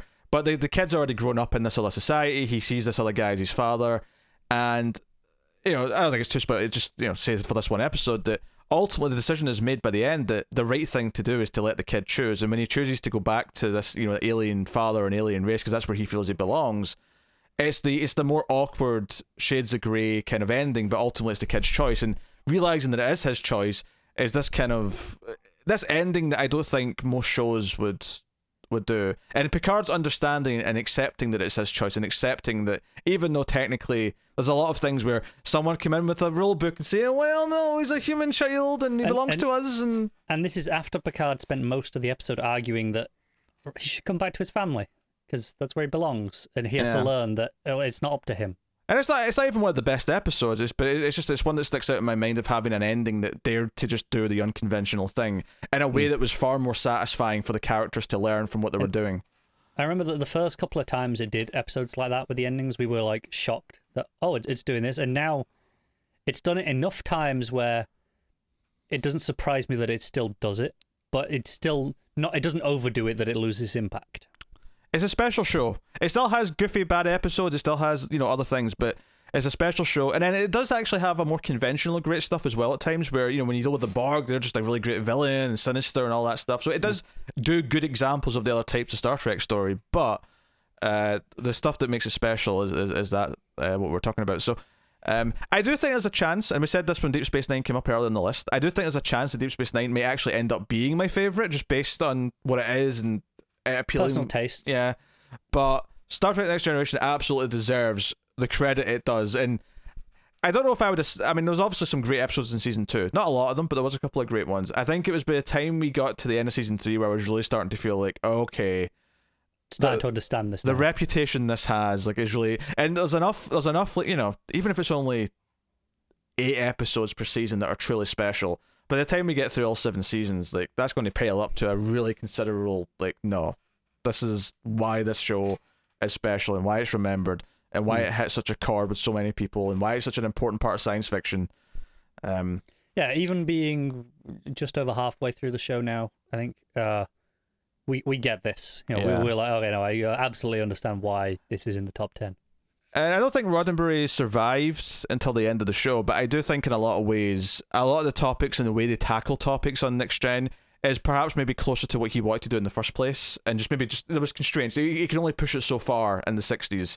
And yeah, all credit to him, he pushed pretty far for the time. Oh, he absolutely did. Obviously, we look at it now and go, oh, there are dated elements, and I mean, even in the social issues, not just not just in the effects. But same with Next Gen. Like I think it's fair to say Next Gen doesn't really have a lot of great stories for its female characters. They tend to be crappy love interest plot lines that are goofy, entertaining at best, and otherwise just kind of dull. And whatever. And it's a show that has very forward thinking and has a lot of really good messages, and even has good messages in the context of misogyny, but not typically revolving around a plot with them. It'll come up in other stories. Yeah. So that's something, yes, that has improved again in the world of TV since then. But it's pushing probably things. The reason it's improved is thanks to these shows. Yeah, in a lot of ways, yeah. Steps forward are important, and Next Gen was a huge step forward for a lot of that stuff. Even if it didn't, in that one particular area, didn't do enough with the characters themselves. Yeah. So there you go. Star Trek Next Generation at number 9. Number 8. Lost. Oh, okay, yeah. Okay, Cara doesn't care. Cara wasn't caught up in Lost Mania when it happened. I loved Lost. Lost was a special treat. Lost is, and obviously it's not got the artistic density that Twin Peaks does, but the mystery of Lost and like analyzing every little detail of what it was doing and trying to figure out the mystery was such a fun thing as it was airing from 2004 to 2010. And it is kind of a weird sort of period where like half of it when I was in high school and then the other half I wasn't, so it's kind of this weird crossover part of my life.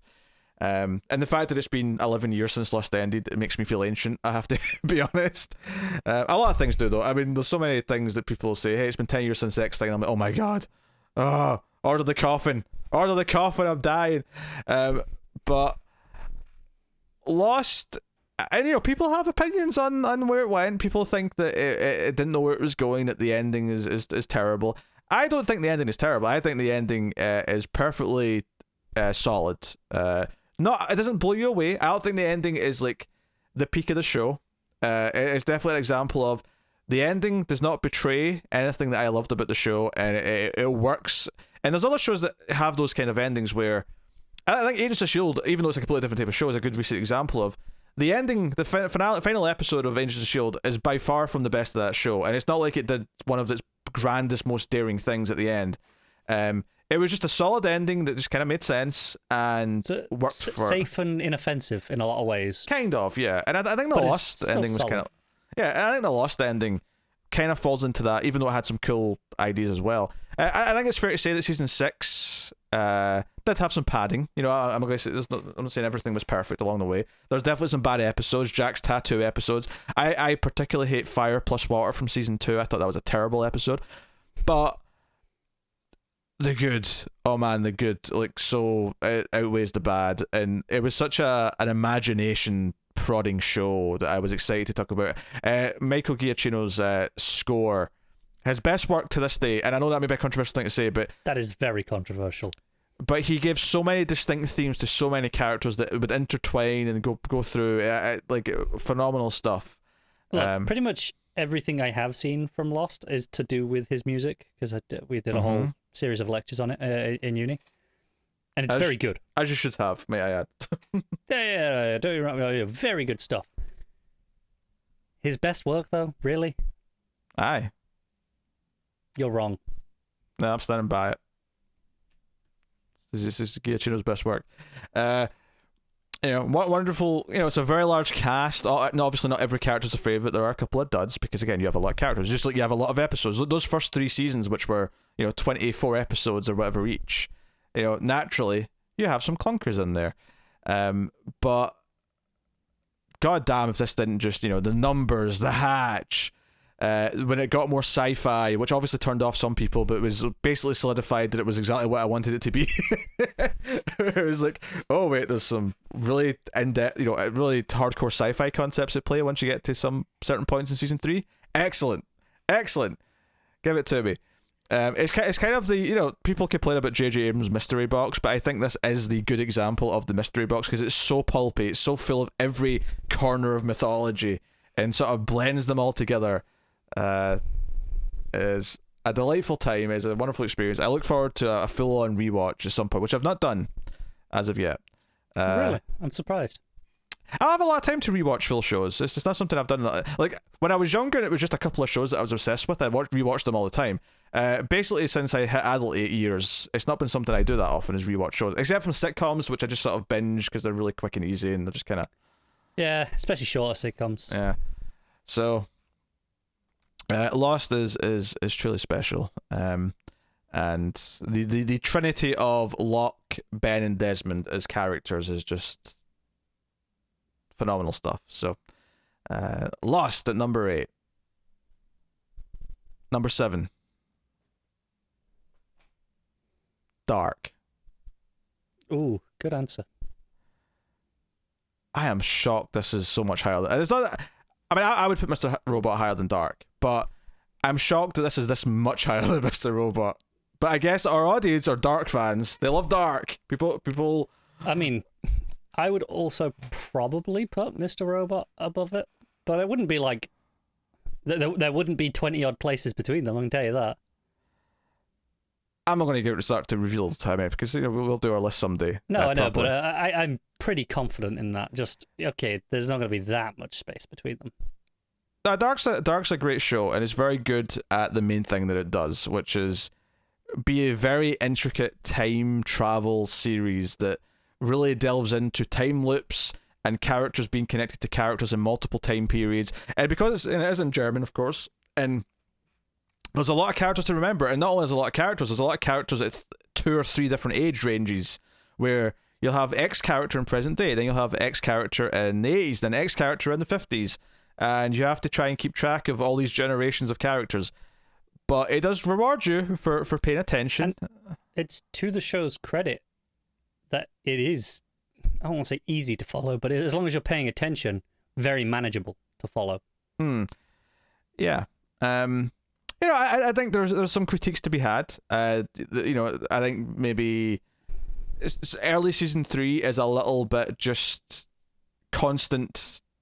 I don't want to say wheel spinning, because it's not necessarily wheel spinning, but it's kind of jumping around from so many characters so much that there's almost no progression really that you feel for like a good 3 or 4 episodes, I think, in the first half of season 3, until things really. I do like the ending a lot, though. I think the ending works quite well. It is a bit. It's an ending that elevates it, isn't it? it's a bit sweeter, I think, than anyone kind of expected, because it's such a cold show for the most part that everything's inevitable. We can't do anything. It's very much a show you can tell is German. But no, like again, much like Lost, unraveling the mystery and getting more the puzzle pieces week to week, or not week to week. It was a Netflix show, but episode to episode was very exciting, and it did a good job of shaking up its format at the end of each season for the next season. I mean, it was only 3 seasons, admittedly, so it's not. But it made them all feel really distinct. Very clear in your mind as so this is a season of TV and not just one ongoing thing. Which obviously some shows that we've talked about even recently are that and can be very good. But this definitely feels like TV in its own way.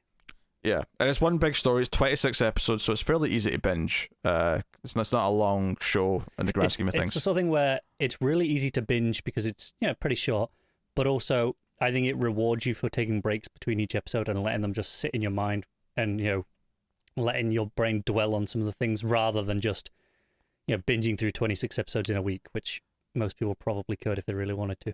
Most people probably do. I imagine most people who watch Dark will binge it. And I do think it's a show that would benefit from weekly airings, but hey, Netflix be Netflix, and it is what it is. But it's definitely one of the more memorable shows. And as someone who loves science fiction, it's a show that really takes a very serious look at one of the main sci-fi concepts of time travel and just really utterly devotes itself to exploring it to its fullest as best it can. It does. And as much as we're giving Netflix shit for not releasing things weekly, rightly so, we should also be very grateful that they make this German show and publish it, distribute it around the world, and makes it very accessible. Because I'd never seen a German TV show before Netflix was like, here you go. No, I never watched Lufttrousers. No. Delightful show. I'm sure it is. Yeah. I don't know why the second half of that made up show was an English word. I was like, I said Luft and just panicked and said something else. I was like, where are you going with this? Like, why that? If I remember correctly, I think trousers is Hausers, I want to say. So Lufthausers would be the thing. Well, you know more German than me, apparently. Yeah, I don't remember though. I don't remember. Anyway, 99 Luftballon. I have no idea what you just said. 99 red balloons. Oh, okay. Very famous German song. But I don't know. It all just sounds like gibberish to me. Scheiße. All right. Well, that one. Yeah. So, Dark is number 7. Number 6. The Expanse. It's another one where bold of how many people put it this high without it being finished.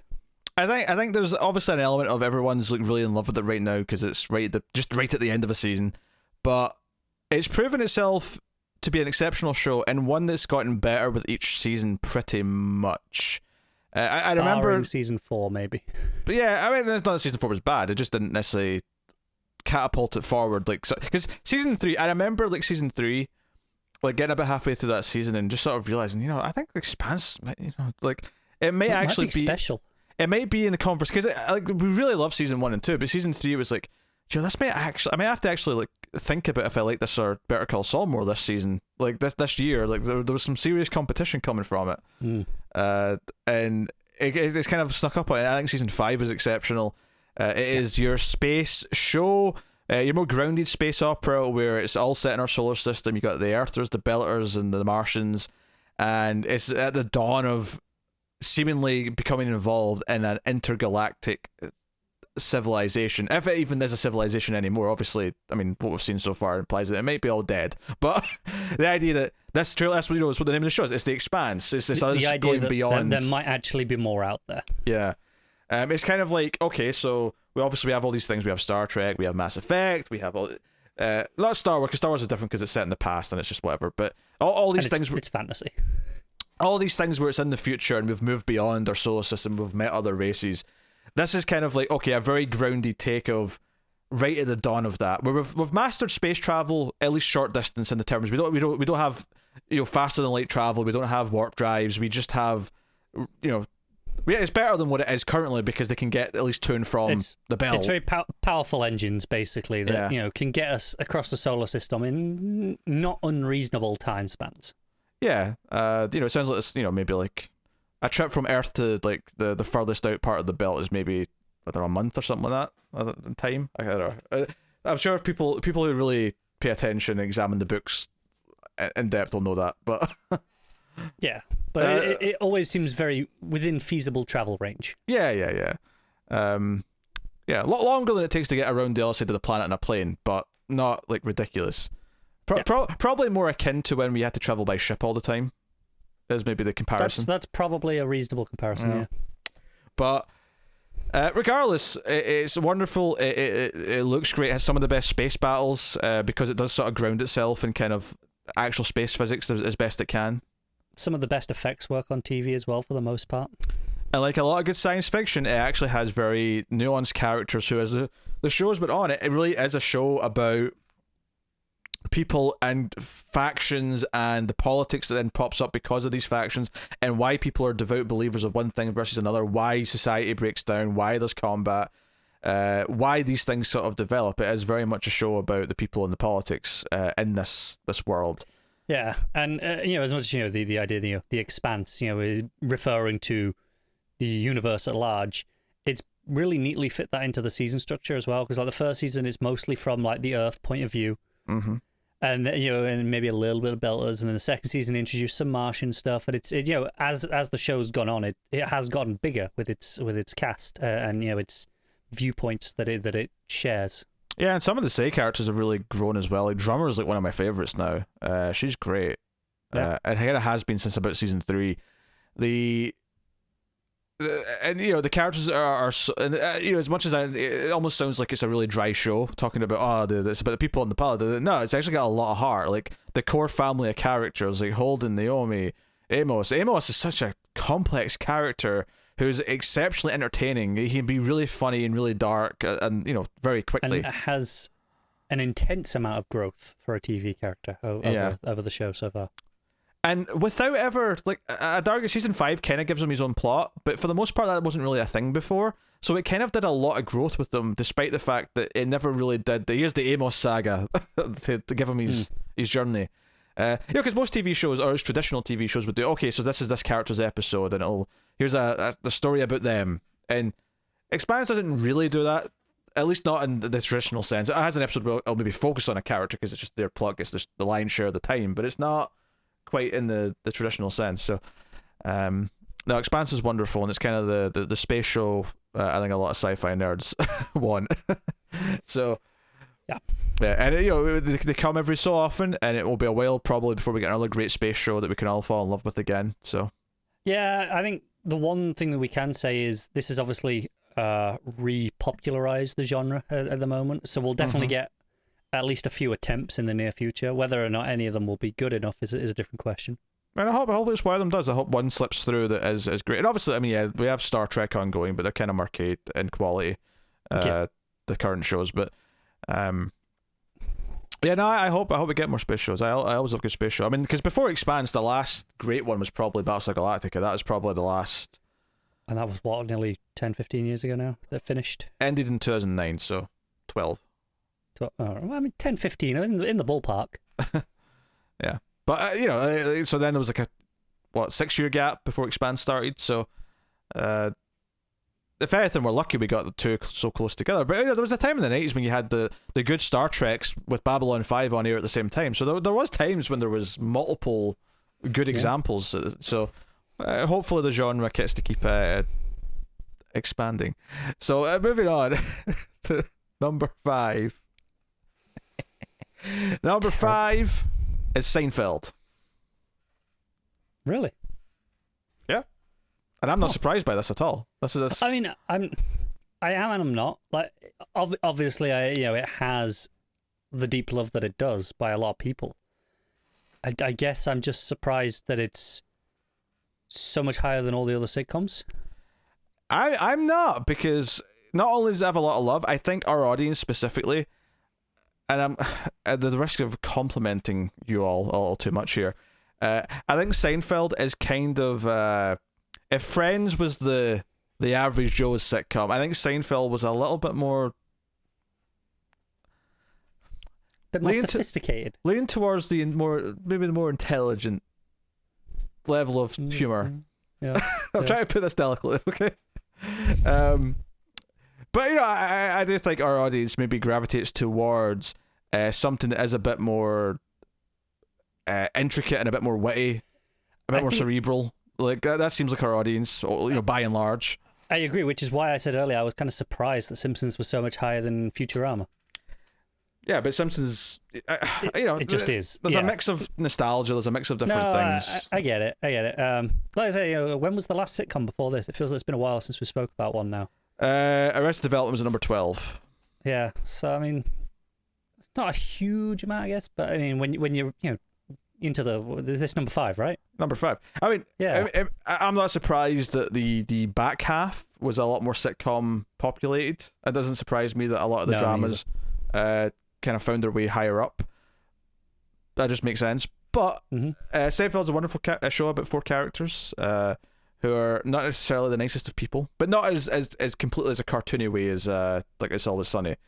But they're super memorable, and I've watched Seinfeld through all the way twice now, and it is a delightful show with a great sense of humor. And I think it's something that I didn't necessarily like when I first tried to watch it on TV as a kid, in my early teens or whatever, because I do think it is maybe something that I appreciate. The humor struck with me more as an adult than it did as a teen. So a more mature sitcom compared to Friends, perhaps, is maybe throwing lots of shade today. I mean, I enjoy Friends. I'm not trying to bash on it, but the Seinfeld's a way better show. We're still salty that Friends was just above Mr. Robot, aren't we? I mean, I'd say that's about Seinfeld versus Friends any day of the week, but sure, yes. I mean, that didn't help. Yes. So number 5 is Seinfeld, the show about nothing, which featured a season in where they tried to make a show about themselves, which is basically them just trying to make a pilot for Seinfeld in the show Seinfeld, just to get super meta with it. Yep. So it's very, very impressive of them. Very delightful. All right, number 4 is the hit television show Buffy the Vampire Slayer. Yeah, I knew this was showing up in top 5. Of course it is. Our audience has taste. This is where you mentioned earlier whether or not we influence things. Mm-hmm. I think you directly influence this one by sheer mentioning it so much. It's always on the brain, so people are like, oh yeah, that's obviously come up on. there. That's an important show to a lot of people, especially people who grew up through the 90s. I'm not disputing that. And it's exceptional so many ways. Wonderful cast of characters, the family of characters that you all love, excellent big bads, but a lot of nuance and a lot of themes and subtext and everything that goes along with it. But ultimately, it's just very entertaining. The dialogue's so witty and bouncing around, and you feel happy to be in the presence of the Scooby Gang at any given point. Bizarrely, we're recording this the day after a lot of things came out about Joss Whedon yesterday, and you'll notice that when we talked about Firefly, I intentionally never actually talked about him, and I'm kind of doing the same here. I'm just saying this to acknowledge we're recording this the day after, and no one really wants to praise him today, so the show is fantastic. It means a lot to a lot of us, and I don't think he has any impact in what impact that has on us, so I'll simply say that. Can you remind me where Angel was? Because I think that was... obviously in the video, but Angel was at number 29. 29, right? Okay. That is a staggering gap between them still. It's a big gap. I think, well, there is people who prefer Angel, and I totally get that. I think Buffy being the main one that started it all. I don't think it ever surprised me that Buffy was going to end up above Angel, despite my own personal preferences. I did not expect it to be such a wide gap, I don't think. I think it's the sort of thing where if you're a big Buffy and Angel fan, the gap is probably a lot shorter. But because everyone's voting, there's a lot of shows that are really, have a lot of passionate fans, that the gap just kind of widens because of that. I imagine that the people who had Buffy really high, who really contributed to it being so high, probably had Angel a lot closer to it, but just in a different points bracket that it was never going to add up to the same amount. Yeah. Okay. Well, yeah, and then other people just had just Buffy on, but lower down. Yeah. So Yeah. I think that's really why this happens this way. But yeah, I mean, obviously Buffy's Buffy's the first TV show that I ever became obsessed with, where I ever really became passionate with it, where I really cared about the characters. I thought about the characters. I rewatched the episodes before the next one. I cared about the continuity. I cared about catching them in order. I went out of my way to see them. I went out of my way to buy DVD box sets and whatever, and really fell in love, and kind of as the foundation for what I love about TV. And it comes at this weird transitionary period where it is both serialized, but also has the Monster of the Week episodes, and has very good examples of Monster of the Week, but also at its best tended to be when it was dealing with the big larger themes. Buffy in season 2 with Angel, that's where it really became Buffy the Vampire Slayer, and those characters and the stories it was telling, and and as it goes throughout, and there's obviously we've mentioned other shows here that have a lot of likable characters. Like, I think very few shows have as many likable characters as Buffy the Vampire Slayer does, where you're going through it and just in terms of sheer likability, yeah, just grinding through them. You get the main gang, of course. You love Giles, you love Buffy, Cordelia, Willow, whatever. But then you get into things like Mr. Trick, who's just this fairly minor villain in season 3, but he's so funny. Even the mayor in season 3, the main villain, he's so likable despite the fact that he's the villain. Yeah, so no, I think Buffy's a special show for a lot of us, and it was never a doubt in my mind it was going to be ranking very high. No, I always expected this to be top 5. I said the only surprise to me was Angel being so much lower, but I get it.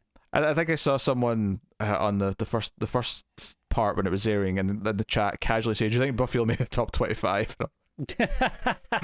Come on, now. Come on, now. No, the crowd, right? Know your audience here. If it hadn't, Pete would have rigged it somehow. How dare you? There is no rigging. These are all completely on the up and up. Yeah, that's only because it worked out okay. Yeah, I mean, obviously it was bouncing around a lot. I think the top batch of these were bouncing around quite a bit as the results were coming in. I wonder how early, because I know you were submitting them just as they came in. You were kind of inputting the data. How early did it start to take shape of these are going to be the top batch? It took because I'd say the first half dozen or so, things were kind of wild, where it was just constantly changing who was at the top. I think at one point there was definitely a point early on after about 6 or 7 lists where Game of Thrones was number 1, and I'm like, oh god, no, please no. But then as they kept coming in, and people were asking last week, there was about 40 plus entrants. Just to everyone curious, people were asking last week, all in, including myself, Matt, and Tara, who submitted lists, and. But once it got to kind of past a dozen, it kind of what the top 4 or 5 were, they were kind of bouncing around, but it was always more or less the same kind of thing. They were always going to be in the top 5, give or take. Just didn't know exactly which order. Unless the rest of the list all hard pivoted away and all agreed on something else. But once the shape started to form, it was kind of clear some of the things that were going to be there. But yes. So, Buffy the Vampire Slayer, the hit television show, at number 4. Number 3, Twin Peaks. I'm mildly surprised this isn't number 1. There was times where it could have been.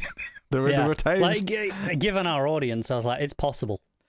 I mean, it was going to be astronomically high. It was always going to be in this top batch, and I think some of our best content ever is probably our Twin Peaks reviews. Starting from episode 1, having not really seen much of the original show, going through the 2 seasons, going through the movie, and then through the new show. As far as we timed it so it was more or less every week and it ran right up into the new show. I think we had to do season 2 episodes a week. So I mean, yeah, but we timed it so that we finished season 2 in the movie maybe a week before the new show started. So as far as TV experiences goes, 2017 January through September, which is when the return ended, is some of my favorite period. And I'm pretty sure during that time there was probably a season of either Expanse or Saul or something in the middle of that as well. That was probably something good in there, yeah. But that Twin Peaks period for us, where we experienced the vast majority of it for the first time, and work through it that way was pretty special. You have the mystery elements like you do with something like Lost, but you have it through the David Lynch lens of the art house surreal that no one does like him, and just trying to dissect that every episode was just a treat. I never didn't love talking about it, with the exception of maybe when he wasn't there in the middle of season 2 when it was the James plot in the house with the we don't talk about that, the married woman or whatever it was. But I mean, the idea that some of that stuff that was TV then, it's hard to fathom. So ahead of its time. I'd argue it's still ahead of its time now. Like even now, like, obviously there are things that are dated by its nature, but structurally and what it's doing for broadcast TV is it wouldn't be out of place in its style and structure. Episode 8 of The Return might be the most unique episode of TV we've ever talked about ever on the channel, and that is saying something. That is very special. I'm not sure I'll ever be topped in that regard. Not in terms of quality, just in terms of what it is. Yeah. I mean, there's definitely episodes of TV where they'll do a hard pivot and like it'll be a shocking episode because they'll focus on a character that we've barely seen, or they'll do something that's very different conceptually. Then you'll see how it ties in by the end. But that episode just cutting to a nuclear explosion after a very quick regular episode, for lack of a better term, and then just everything it did from that point on was just this mesmerizing display. Twin Peaks is a special experience that is endlessly dissectable. Is that even a word? Yeah, dissectable. I think so. Yeah. Because you're always finding new things, and I watched some people talking about it recently actually, because they just happened to post some Twin Peaks The Return videos and just like hearing about it and hearing some different theories about things and sort of going, maybe that's kind of what the ending's getting at, and maybe that is kind of the point.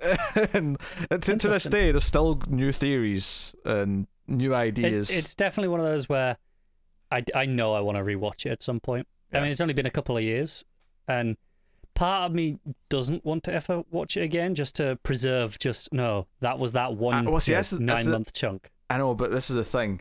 It's a show that I imagine knowing, because so many things came up again in that return, that going back to that original show and seeing those seeds planted, despite the fact that it's such a large time gap, and I mean, okay, we were all screaming about "I'll see you in 25 years" because it was insane how well that happened. Pure to coincidence. Yeah, but he felt like a madman. It felt predetermined, even though it wasn't. It felt like it was. But there was other things though. There's a moment in Fire Walk With Me where Laura reacts to something in the woods, and it's just like a weird moment in the movie that doesn't have any payoff. But you see what she's reacting to at the return. Like decades later, there was an answer to that question. Yeah, that is how you you take your chance of more content and make it meaningful. Unlike some other show creators that spring to mind. Is this an X-Files dig? It was, yeah. And it was wonderful, but it was also wonderful in a way that was completely its own thing, the return versus the rest of the show, which just made it feel even more special. It still felt like it was paying off a lot of things from the original. Yeah, which is why I don't know if it was actually on the recording or before, where I asked you if you counted Twin Peaks as two separate shows or as one, because I think there is an argument that Twin Peaks The Return is a completely separate show. Nah, season 3. But at the same time, I can see the argument for it just being season 3 as well. I think that, there is a debate. The only thing that's argued is it includes the movie, but I mean, I think in our heads we all just kind of shove it in there because it's part of the journey. Yeah, it kind of is. I mean, even earlier when we were talking about Firefly, you kind of count Serenity in there. It's just part of the experience. Yeah. Even though technically it's not counting here, but Twin Peaks is a special experience that. I mean, David Lynch is working on a thing with Netflix. I'll tell you this: if they actually do say that it's kind of connected to Twin Peaks, if it's like actually like in the same universe or something like that, that may be your reason to rewatch Twin Peaks, is to refresh everything before Wisteria, whatever it may be. I mean, just the fact that we're getting more Lynch, because I almost want to rewatch it just in case, because I can see Lynch being like, no, you are not revealing this is connected in any way. I know. Until suddenly we find out halfway through the show. Then the fireman shows up, and like the second last episode is like, oh my god! Yeah, so I can see maybe the argument that I should maybe just rewatch it beforehand just in case. Well, even the return in a lot of ways. Not only did it harken back to Twin Peaks and Fire Walk with Me, it had a lot of things from his other movies that we've not even looked at yet. I think there's an argument at some point before his new show to actually make a point of watching Eraserhead and talk about, because there's a lot of Doogie in Eraserhead. Surprisingly, yeah, Eraserhead, the way he walks around, there's even a couple of moments where he's kind of the way he's sauntering there and sort of standing. And he's not exactly like Doogie, but there's just that way he's standing and not really kind of being a part of his world. We did speak at the time during Twin Peaks how that felt like his grand masterpiece, right? Yeah. That was like, no, this is everything of Lynch's career distilled into one, TV show, and one season. I never thought we were going to get more Lynch before that return. The fact that we're getting another thing that seems like it's going to be a TV show from Netflix, and another, 10 episodes of Lynch directed material in my veins. My veins. So yeah, there you go. Twin Peaks is wonderful, and there's a little bit of every movie he's done. Like there's a bit of Blue Velvet, the idea that this darkness has taken over the happy world. Which in the context of Twin Peaks was like, okay, it's a soap opera TV world, because it was kind of almost a joke, is that this is almost a soap opera in the way that all these characters are having all these romances, but there's this Lynch thing infected it. That's kind of the idea. Blue Velvet, because I reviewed that with Matt a couple of years ago, and watching that again, it became really clear that's about how you get this perfect 1950s looking white picket fence, small town America, but there's this really seedy underbelly of like just vile characters who are like corrupting it. And Twin Peaks: The Return, the idea that this world's been corrupted since the heart and soul, which is Agent Cooper, has been gone, and this world's been deteriorating. There's so much of all of his movies. There's the ideas of Mulholland Drive in there, of the idea of all these wonderful. Which is what I say. It's kind of his career in one big final statement, and it felt like a final statement, which is why it's so surprising we're getting more in a good way. Obviously, we'll take it. Oh, you got the surprising. He hadn't made it for a while, and he made Twin Peaks, and he's like, what? Oh, I kind of enjoyed that. I'm ready to do one more, one last hurrah. So yeah, number 3 is Twin Peaks. Number 2 is The Twilight Zone. Something so high on this list that Connor's not seen. I've seen some episodes. Okay. No, I have. I've seen like maybe 7 or 8 episodes from season 1. Mm-hmm. And don't get me wrong, I'm not disputing the quality at all, or its influence of on TV at all. I'm surprised it's at number 2. Like that shocks me a little bit. I get it. I mean, obviously it has some wonderful episodes. It's very special to a lot of people, but in the same way we were talking a little bit about Star Trek paving the way for certain things, and the way we're talking about other things, Twilight Zone didn't just pave the way for TV. Twilight Zone, there are so many science fiction concepts and story ideas that are the basis for movies, if not movie franchises, that we have now. There's an episode in season 2 that the first time I watched it, and I got to the sort of twist at the end and went, wait a minute, this is what Failed Destination ripped off. Like there was a sort of moment at the end, I'm like, oh, this is where they got that idea. And it's just so insane that not every episode lands. There's definitely bad episodes of Twilight Zone. Me and Tara, of course, are reviewing it. We're on season 3 right now, working our way through.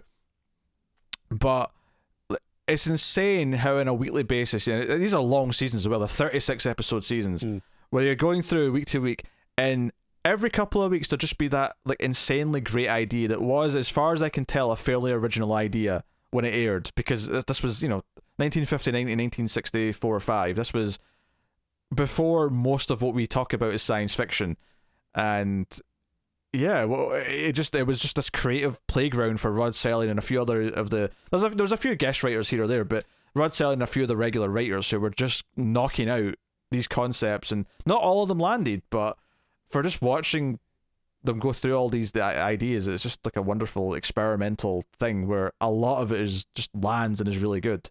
Yeah, which is why, I absolutely understand why this is placed high. And I would have, if I was blind predicting, I probably would have said top 10, but low end of top 10. Number 2 does surprise me a bit. Just Number 2, that's incredibly high. But fair enough if that's what the audience say. Hey, sometimes lists can surprise you in the Twilight Zone. Which does lead us to number 1. Okay. Yeah. As voted for by you guys, the number 1 TV show is, of course, Mighty Morphin Power Rangers. The correct choice. Now, of course, although Bryan Cranston does have a connection to Power Rangers, just FYI. But he does. Number 1 is, of course, Breaking Bad, which, given that Better Call Saul showed up at number 10 and then Breaking Bad kept not appearing, it was probably very obvious. It was kind of creeping up until once we got to Twin Peaks at 3. I was like, well, it's the only thing left that it could be at number 1. I think that was when I was 100% certain. Yeah, because you weren't expecting Twilight Zone, so I can't imagine what was going through your head of like, okay, what are the 2 that are left? I was like, okay, Breaking Bad, obviously. I was like, what's the other one? What am I missing?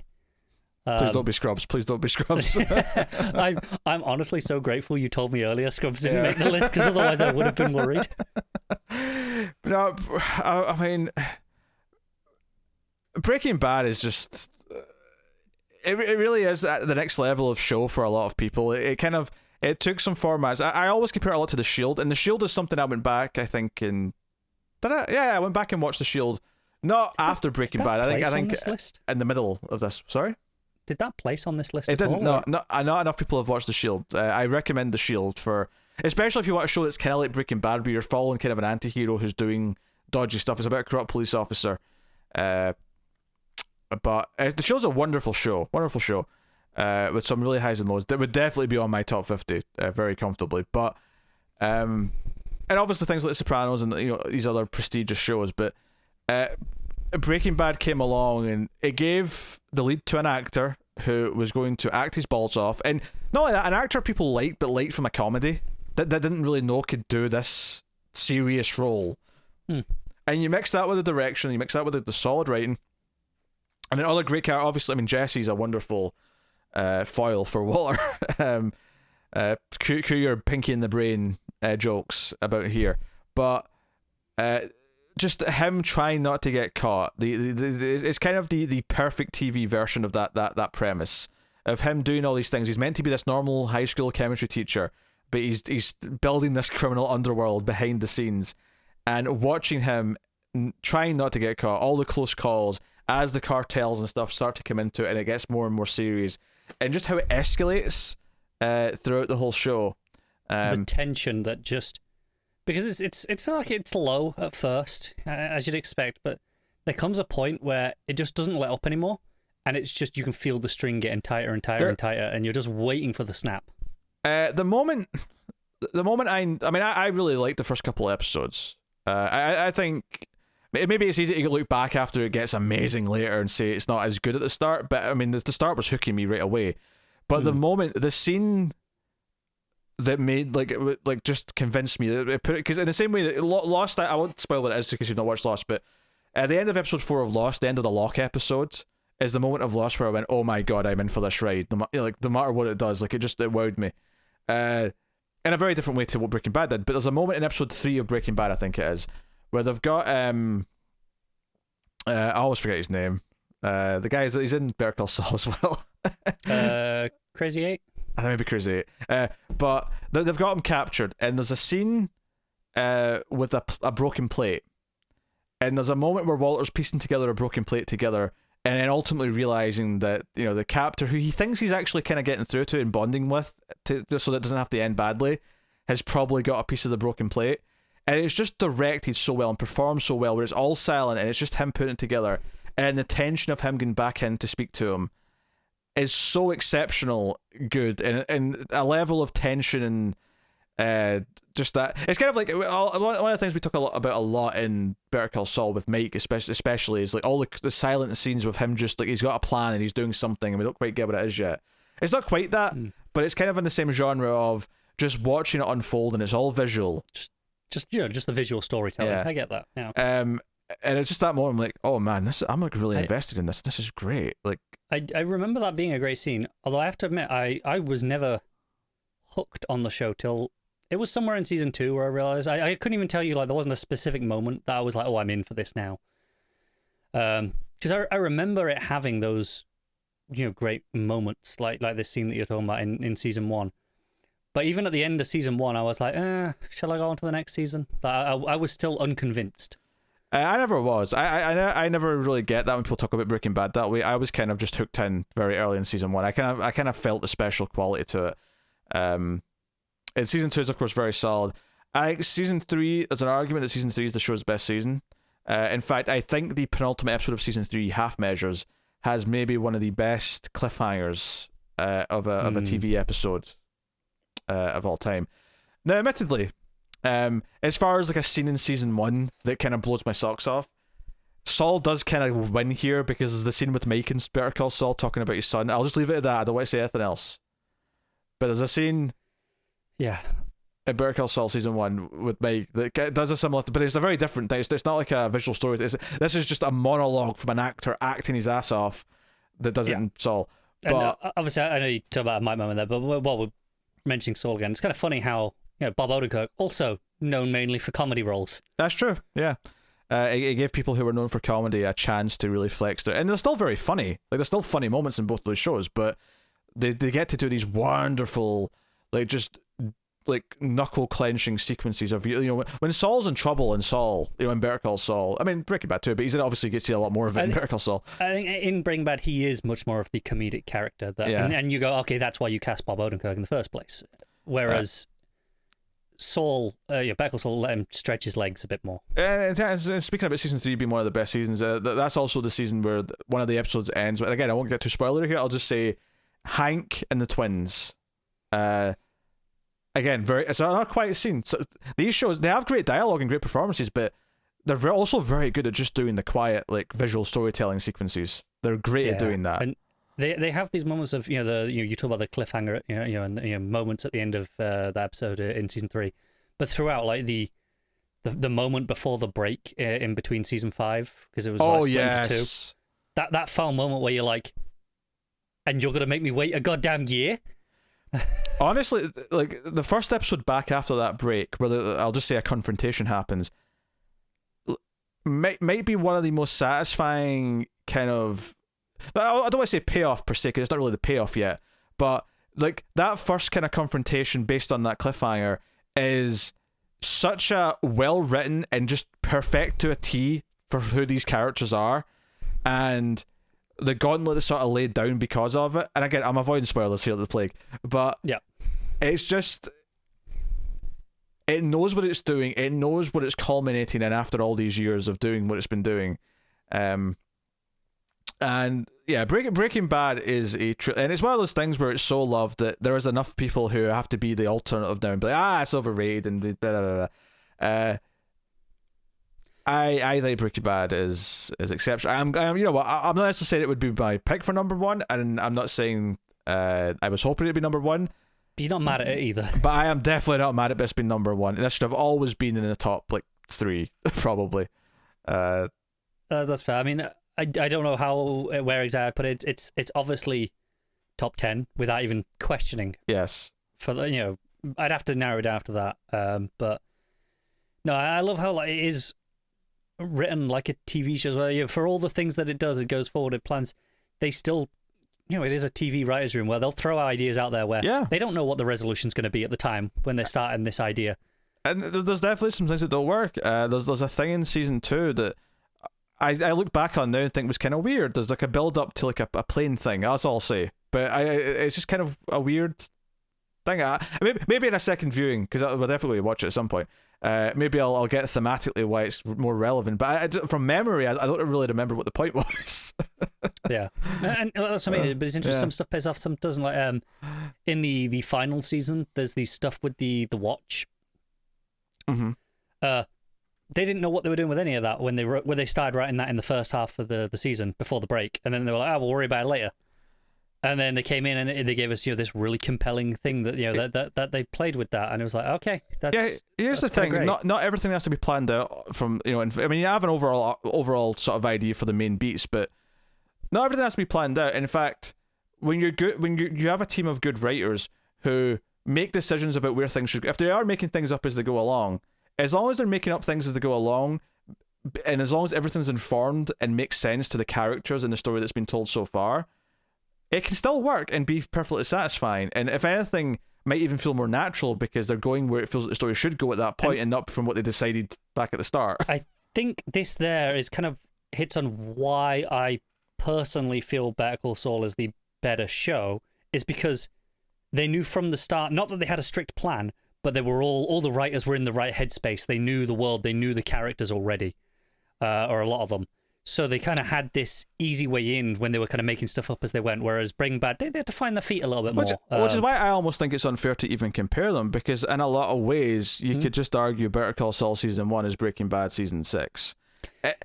You could. In the sense that you're dealing with a lot of the same creative teams, they're in the same world with a lot of the same, some new characters as well, don't get me wrong, but a lot of the same characters.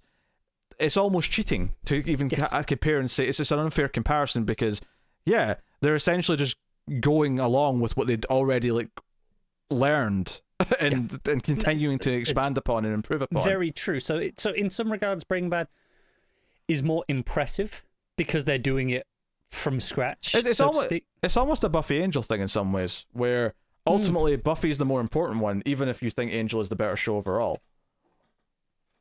I think that's exactly where I fall down on that show as well. Where I think Angel is better, but I think Buffy is more. I agree, it's more important. Well, it's time for some stats. I will say, if everyone's running away before the stats, I will say that we do have a separate channel called Male Fuzz Live, where I do live streams, and maybe even not later tonight. I've got stuff tonight. I'm just thinking about Sunday, but tomorrow night, Monday night, the night after this it goes out. I will be streaming on that channel, and part of that stream will be a special thing where I'm going to reveal numbers 100 through 51. So that the 50 runners up, if you will, on the stream is a little sort of extra.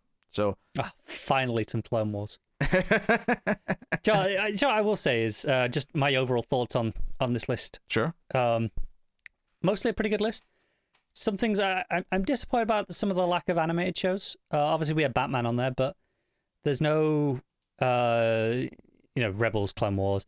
There's no Legend of Avatar, Korra. No anime, no Cowboy Bebop, nothing. It's a little bit disappointing. Read the room, all right? Read the room. Are you really that surprised that an audience that is a fan of me is not super into all those things? I think a lot of them are into Cowboy Bebop and just forgot about it, unfortunately. Because I think Cowboy Bebop hits a lot of the check boxes of things that we, the overlap with the interests of a lot of the stuff that we talked about on this list already. I don't think Clone Wars is in the next 50. I'm just scanning. Oh no, it may be actually. Never mind. So that was one spoiler. Clone Wars will be in the second batch of 50. I was hoping to tell Connor it wasn't, just to upset him, but my eye just skipped over it. Oh well. All right, let's do some stats. Here's some stats based on this top 50 for you, ladies and gentlemen. So, I'm going to just keep scrolling. Okay, here we go. All right, so, in terms of format, in terms of what ended up in this top 50, drama, of course, not surprisingly, won with 28 of the 50 placements. Still a relatively even split, though. Yeah. Sitcom got 18. And then animated, which I counted separate, got 3. And then there's one left over if you're doing the math. Technically, I suppose it's a variety show, but I just wrote down because it's on its own. Mystery Science Theater 3000 is that last one. Yeah. So that's how it broke down in terms of kind of the format. In terms of network, and this is really fascinating, and kind of shows that we're not at a point yet where we've overtaken networks, because number 1 is NBC with 12 entries. How many of those were sitcoms, though? Probably most of them. Yeah. If not all. Number 2 is Fox with 9 entries. Number 3 is HBO with 5. Number 4 is CBS with 4. Although notably the CBS entries are really old. Like Twilight Zone CBS, for example. Yeah. Like it's not the newer CBS content. And then tied at 5th place with 3 apiece is AMC and Netflix.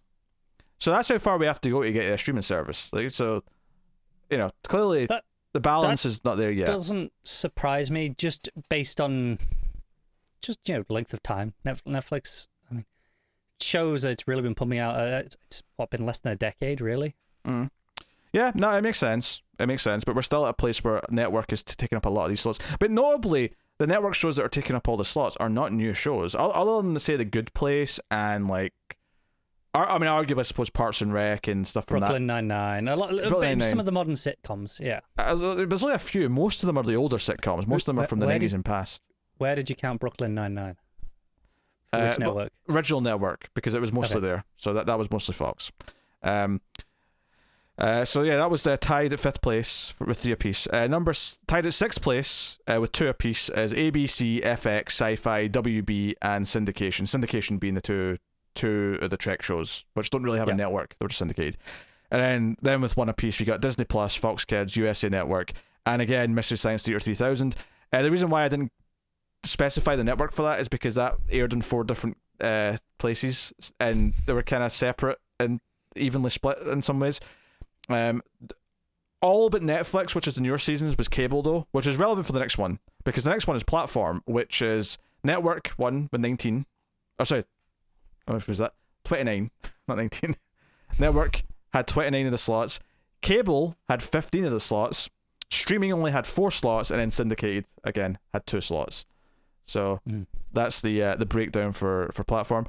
In terms of decades, and this is obviously the decades they started in, between the entries, the 2000s came in at first with 14 shows that started in the 2000s. Makes a lot of sense for our audience. And then 1990s was next with 13, so very close between those two. Again, makes sense. The 2010s had 11, which is maybe a little high actually, given recent. Well, we talked about recency bias, but also I think it's fair to say there was a lot of good TV in that period. I think it helps that more people have seen it because it's recent and it was it was there. And the 2010s does include Mr. Robot. It does include Better Call Saul. It does include The Expanse. It includes a lot of great stuff. So it's hard to critique it too much. Number 4 is 1980s with 7 entries. Number 5 is the 1950s with 2 entries, and then in last place, tied at 1, is the 60s, the 70s, and believe it or not, the 2020s, because Queen's Gambit is a 2020 show. Yeah. So one 2020 decade show snuck on there. Was Mandalorian the end of 2019? Yes. Okay. I was just trying to remember. I'll be honest, losing most of 2020 has made my perception of time for the last couple of years just gone. Like, I'm like, what was what year now? Because I still feel like I'm in 2020.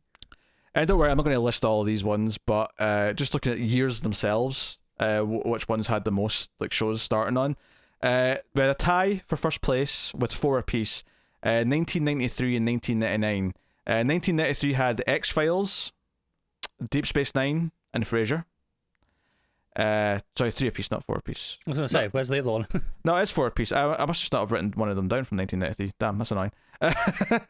Oh well. But 1999 had Sopranos, Futurama, West Wing, and Angel. So there was another one from 1993, which I've clearly just not written down. And then with 3 entries, the second place was 2015 with Expanse, Mr. Robot, and Better Call Saul. What a year! That is a hell of a year. 2015, baby! And then that's that, and then I won't list what they are, but tied with 2 each. 1987, 1989, 2001, 2002, 2003, 2005, 2008, 2009, 2011, 2013, and 2016 all had 2 apiece. So I won't list what they are. Yeah, I'm really glad you're not listing all those. No, that's fine. That's like half the list again. But episodes, there was a total of 6,868 episodes across all of those shows. And no one has watched all of them. What do you think the show with the most episodes is? It's actually quite easy if you stop and think about it. I'm trying to remember what everything was, to be honest. Oh, come on. This is easy. I'm going to be really annoyed when you tell me, but go on. The Simpsons, come on. It's like season 30-something. Bloody hell, I forgot The Simpsons was even on the list. Simpsons, at the time of recording, has 695 episodes. It's like 10%. So that clearly was the winner. Number 2 was ER with 331 episodes. This is just the top 10, but I'm not going to... Had that many episodes. Yeah. Number 3 is Cheers with 275. Number 4 is Frasier with 264, so very close. And then very close again, number 5, Married with Children with 259. Number 6 is MASH with 256. So a lot of these shows that ran about similar sort of 11 seasons, similar numbers here. MASH at number 6 with 256. I think I said that. 7 is Friends with 236. 8 is The X-Files with 218. And 9 is Mystery Science Theater 3000 with 217. They did that many of those. Yeah. Bloody hell. And then number 10 is The Office with 201. So that is your top 10 in terms of episode count. And just a note here, because I thought it was funny, is that the last place for this is The Queen's Gambit with 7. It's a miniseries, so of course it's got hardly any. Alright, and then similar idea, episodes by network. I want to see if you can guess the first one here. NBC. You're correct, which makes sense given they had the most shows. They had the most shows, but also I know a lot of them would be the longer running sitcoms as well. So which is where it might differ a bit here, is if they had longer shows in certain places. But NBC has 2,251 episodes credited to it for this top 50. And then maybe Fox would be after that, I guess. Fox with went that far. 1,799. So there you go. And then CBS is number 3 with 671. HBO at number 4 with 382. Syndicated with 354, which is impressive because that's literally just 2 shows. That's just 2 Star Trek shows. I actually think HBO is quite impressive as well, given that their shows tend to be fairly short seasons. Yeah, no, it's good. I think Curb having like 10, 11 seasons helps. That helps, yeah. WB with 254 at number 6. Number 7 is FX with 229. Number 8 is AMC with 204, which is basically Better Call Saul, Breaking Bad, and Mad Men, I think, with maybe one other thing. Walking Dead. I think Walking Dead was on the list, wasn't it? Number 9 is ABC with 169 episodes, and number 10 is Sci-Fi with 134. So there you go. And then just the final stat I have here is just the average number of episodes for each format. So the average number of episodes for the list across the board is 137.36. So that's the average number. That's the average length of these shows and episodes. And Queen's Gambit's really not pulling its weight there, is it? Number 1 in the average is obviously animated. The Simpsons is just dragging it up ridiculously. The average for animated is 306.67, which is like so much more than what either Futurama or Batman the Animated Series actually have. It's just the Simpsons is just dragging it up. So that's that. Number 2 is sitcom with 171.44, which actually is kind of, when we looked at some of those sitcoms that rated highly on their own for episodes there, that's kind of in the ballpark for a lot of them. Yeah, I think a lot of them were, just in the 200s, 250, so there's definitely some dragging it down, but this doesn't surprise me. Yeah, in this case, it's actually stuff like Brooklyn Nine-Nine and Good Place that's dragging it down, because they don't have 11 seasons, they only have 6 or 7, so, Good Place only has 4 in that case. And then drama. And short seasons as well, right? For Good Place. So yeah, Good Place get short seasons. And then obviously drama. The average for drama is 94.46. But I think that's probably the most interesting one because it's such a mix of long seasons and short seasons and networks and interesting cable platforms. So yeah, there's all your stats, which obviously I had some fun doing. You nerd. Yes. I mean, I think the most interesting one there is kind of the breakdown of networks. That's probably the most exciting one, is seeing the NBC one. It's kind of one of those things where it's not surprising because just the sheer amount of decades they've had in comparison. Mm-hmm. I think it's only surprising in the sense that a lot of the higher tier shows, a lot of the top 10 were not network shows, right? Yeah, I'm actually just writing in what the top 10 were to give you what the top 10 stats are. Right. So it does feel like they're weighted by sheer, overwhelming time, rather than necessarily being the highest quality. Not to say they don't have some, obviously. They obviously had some in the top. Twilight Zone, Seinfeld. Interesting stuff though. 5 of the top 10 are network. 5? Yeah. Twilight, obviously. Twilight Zone, Twin Peaks. Asterix, the final season wasn't, but that's Twin what Peaks. Was throwing me on that one. Yeah. Buffy, Seinfeld, and Lost, and then Star Trek Next Gen was syndicated, which I would say is closer to network than it is cable. It's closer, yeah. I'll be honest.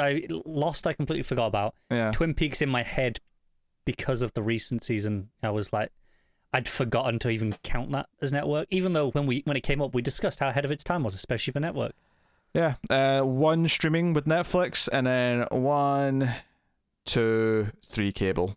And what's interesting, I'm actually shocked by this. There's no HBO in the top 10. That is actually fascinating. I would never have predicted. I would have said at least one HBO thing, but I got in the top 10. I just said most best of TV lists that I've seen have at least one HBO show in the top 10, if not the top 5 or number 1, frankly. Yeah, 2 MC and 1 Sci-Fi were the cable networks in the top 10. So, no, interesting to see that, how that shaped up. As far as like if it's anything I'm mad that didn't make it at all, I mentioned The Shield's a big one for me.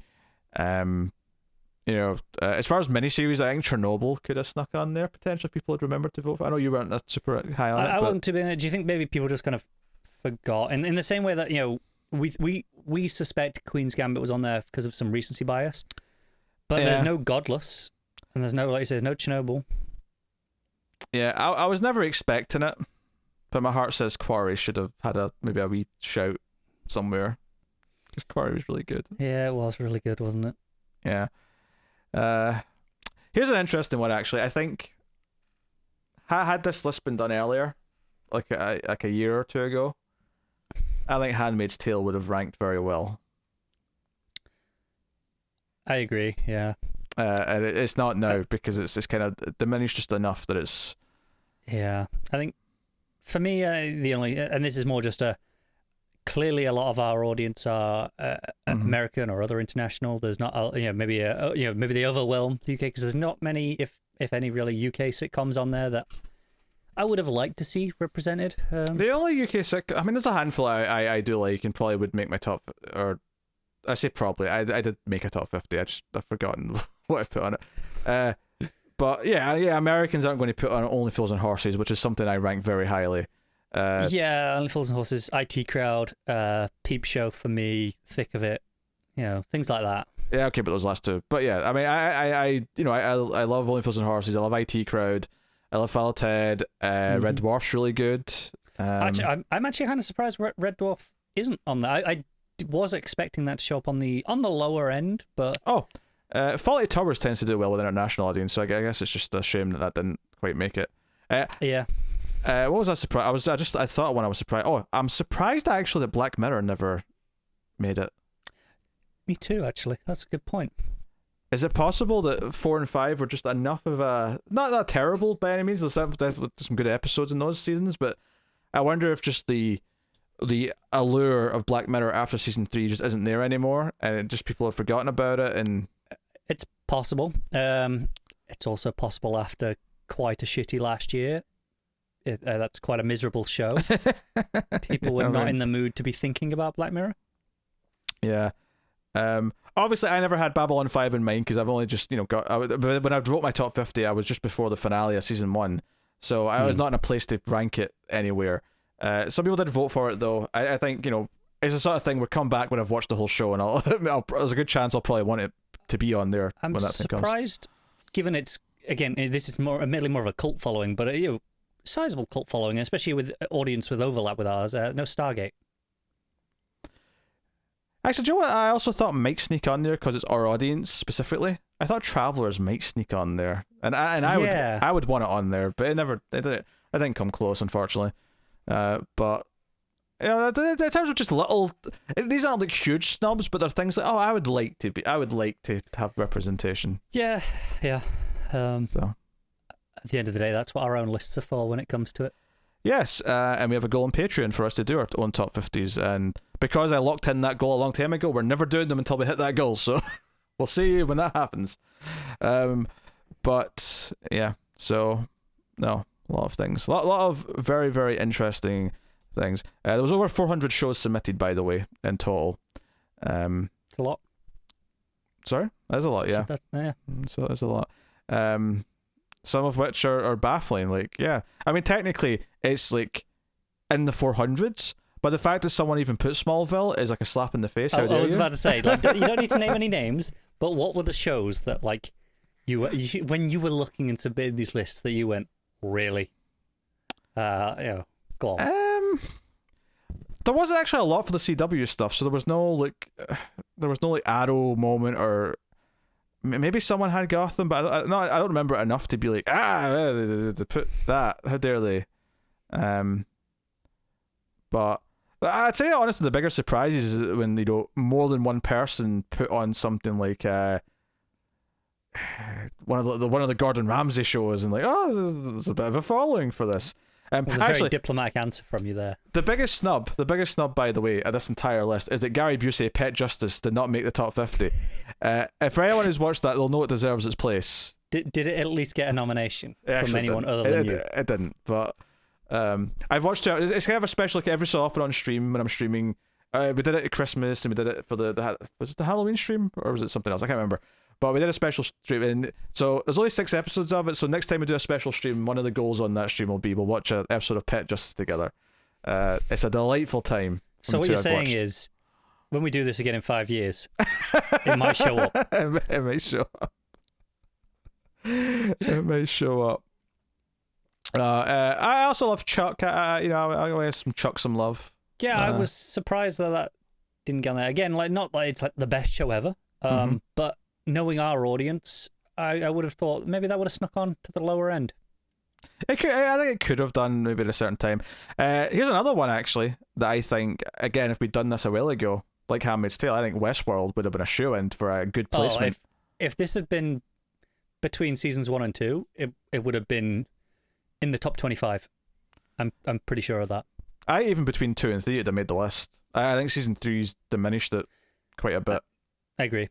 So, but no, there you go. That is the top 50. That is the back half, and notably longer in the first half, as these always tend to go, because you get a lot of discussion at the top 10 and so on. But hopefully you've enjoyed this journey with us, and people have enjoyed this so much and enjoyed the premiere and stuff that there are more things like this planned. I think there'll be this will be maybe like a quarterly type thing we do, as we'll have a vote list of some kind. There's one coming up for the Comics from the Multiverse podcast, the DC Comics podcast, which is kind of separate, which will just kind of be its own thing. But I'm thinking maybe a decade movies top 50 or something like that in the next couple of months. Maybe genres as well. Yeah, we'll have everyone vote. We did do horror on streams a couple, maybe like a year and a half ago. I think it was like a Halloween special. Got a few years to go yet before you can do that again then. Yeah, but yeah, I mean, we might do some more things like that, and then we can expand it upon like, let's vote for movie characters. Like, who's the best movie character, and see who people vote for, and that could be a fun thing for you to or someone to react to. It may not be you. Yeah, apparently I'm locked into all of these now, am I? No. If anything, I'll ask everyone else first, and then if no one else says yes, then it's fine by me. Then Connor can do it. But yes, so. Yeah, so hopefully you've had fun with this. Hopefully you've enjoyed this and enjoyed all the entries, and hopefully we weren't too harsh when we were making fun of you for certain shows being here and not being here. But you can of course support everything we do over at patreon.com/MailFuzzTV for as little as $1 per month and get some bonuses for your trouble. You can like and subscribe, very important on YouTube. One of the things you can do now as well, you can also hit the join button if you want to use some emojis of our faces in the comments and in the live chat. There's a join button for that. If you want to show your support that way, you can. So there you go. It's become a thing actually, because unfortunately, because it's 2 separate channels, you'd have to join in both channels to use them in both channels. But on the live channel, it's become kind of a common thing. Whenever someone's feeling miserable, they'll post the Connor emoji because they always look so miserable. Things are miserable, so yeah. It's just become a thing. But yes, that is us. That has been the top 50. So thank you once again for watching or listening. We always appreciate it. Keep watching TV. Have you got any vanilla?